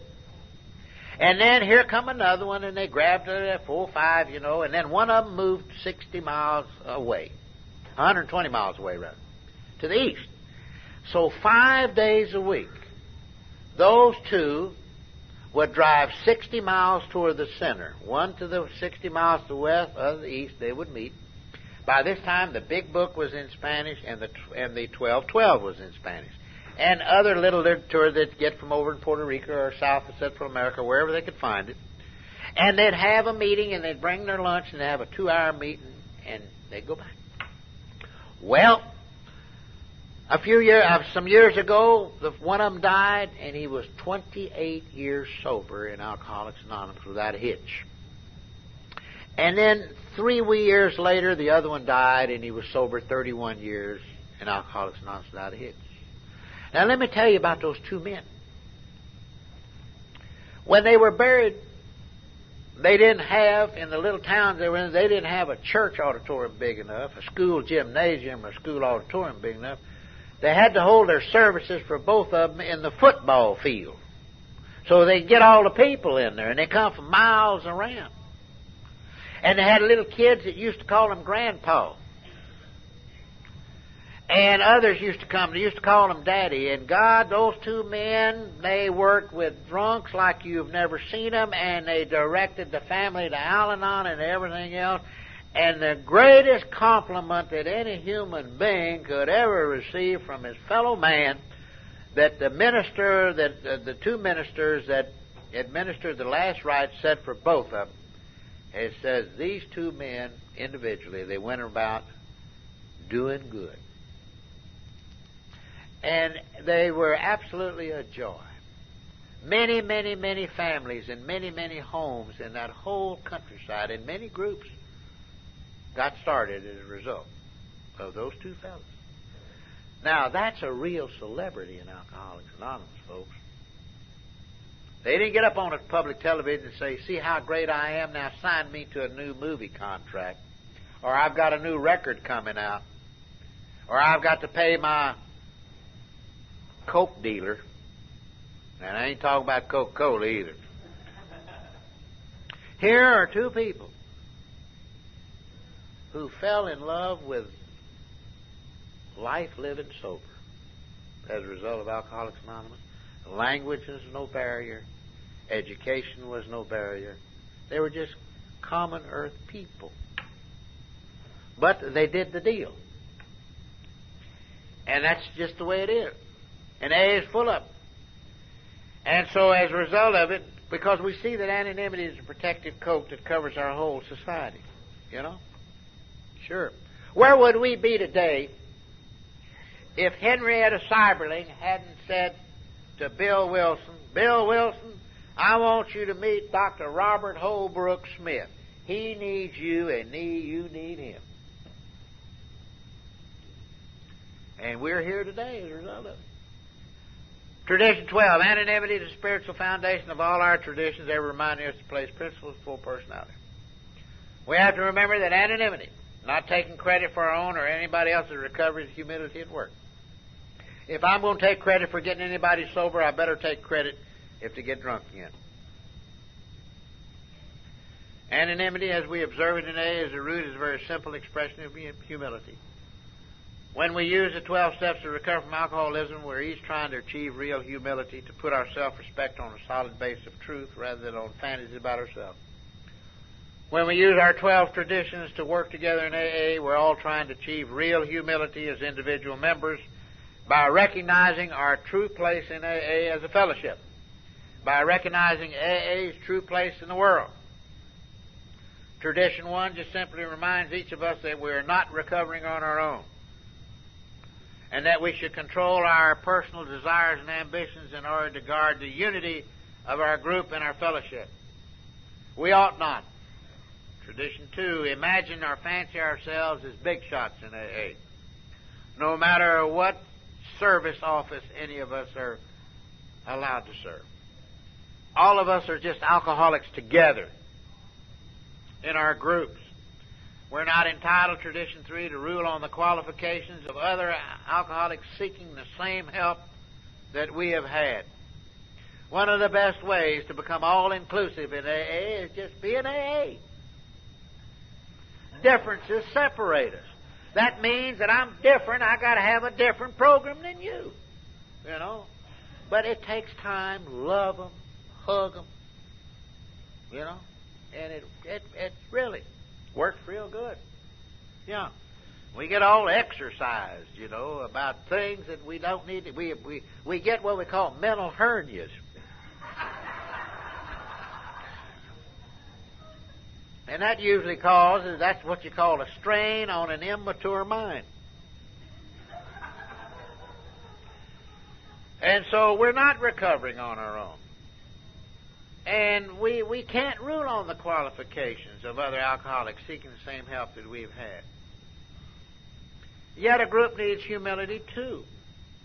One of the biggest problems, now I'm going to stop right here and share some experience, and this is experience, not opinion. You see, members get very sensitive when they're criticized because they say something other than they're an alcoholic. And they don't believe that we really accept them. We do. The problem is they don't believe us. And so they got a cause. And by the same token, the one that says we believe, they got a cause too. And so when that happens, you got friction in between. And where do the principles go? Then the personalities get involved. You know? So it really doesn't make any difference for this alcoholic, you know. I mean, I love you. And whether you love me or not, I have no control over it. If I did, everybody in AA would love me. But they ain't supposed to. Because we've got to have those differences. Because there ain't no two people exactly alike in this world. If there were, one would be useless. And it's the individual freedom that I talked about. The beginning, and we talked there, is the most precious thing we've got. And we've got to not defend it. You don't have to defend anything. We don't have to defend anything now that we're sober in AA. We just live it. That's all. And allow to love and to grow and to love and to share and to care. And it's a wonderful experience. It certainly is. And as a result of it, because we don't have to worry about classifying alcoholics as seek the help we've had. Now, a group has to have humility too. It may make its name public, but in the spirit of anonymity. It should see that whatever group is merely a part of the bigger whole, Tradition 4, careful in every enterprise to consider the welfare of all the other groups that make up AA.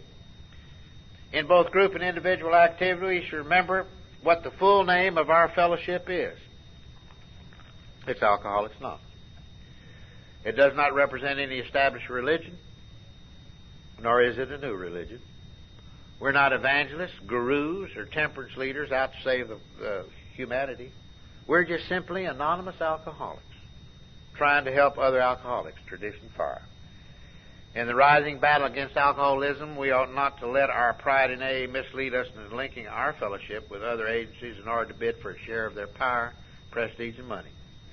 And if we keep Tradition 6 and 7 in mind, we will instead direct all our efforts towards AA's own unique purpose. When we go on a 12-step call or we sit and we work with alcoholics, we should not tell ourselves how noble we are for doing such valuable work without pay. The meaning of our 12-step work cannot be measured in money, Tradition 8. We have received advanced pay for it in money far greater of any worth, and that's our very lives ourselves. In the same tradition, it is suggested that service centers maintain AA humility by paying its employees decent wages, rather than considering AA so virtuous an outfit that employment there is a favor. And when we're given special responsibilities within AA, Tradition 9 defines these as opportunities to serve, not titles to flaunt in each other's faces.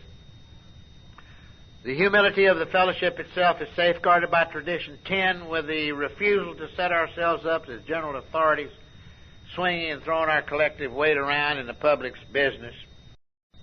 And we do not want to sell our program as a surefire remedy in the extravagant turn of promotional campaign, Tradition 11. Nor do we wish to dramatize it by identifying noted people in AA, thereby implying that for each of us, our sobriety has been an individual accomplishment. And Tradition 12 reminds us that we have something far stronger than our human responsibility to fall back on. Our principles come first. They are not of our own invention. They reflect eternal spiritual values.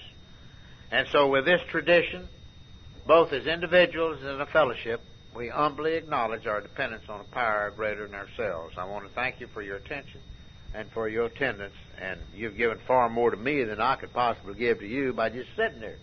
Thank you very, very much.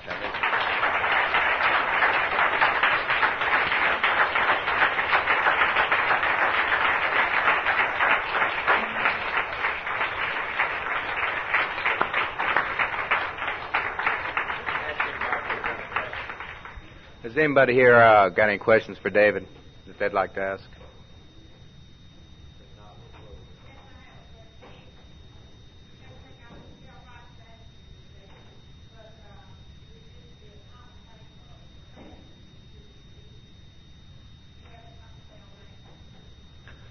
Well, that is a common use, that profanity. Well, I've been up here since 1 o'clock, right? And I don't believe that you've heard heck and shoot and darn, but you haven't heard, pardon the expression, damn or even hell, have you? It can be done. Now, I didn't used to do that, but I was nailed by some sober members of Alcoholics Anonymous who told me that if I wanted associated with the successes in AA, that my language had to get cleaned up too at that time. Now, I realize that, there is a lot of it in AA today, but,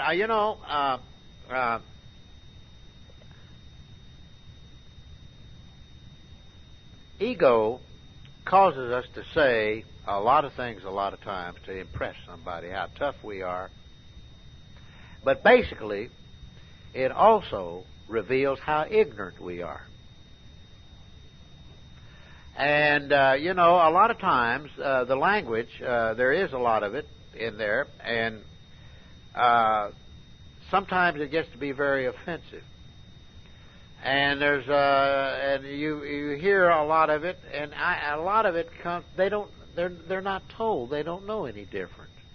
And it comes as a result of this is not critical, but this is my own experience. Sponsorship also has a lot to do with how people conduct themselves and how they talk. I personally don't feel that language is necessary to express anything. That's my own personal belief. However, it is not as prevalent as it used to be. Maybe in some areas that there really is. But you see, we can't control anybody's behavior in AA. We can't control their language. We can lead by example.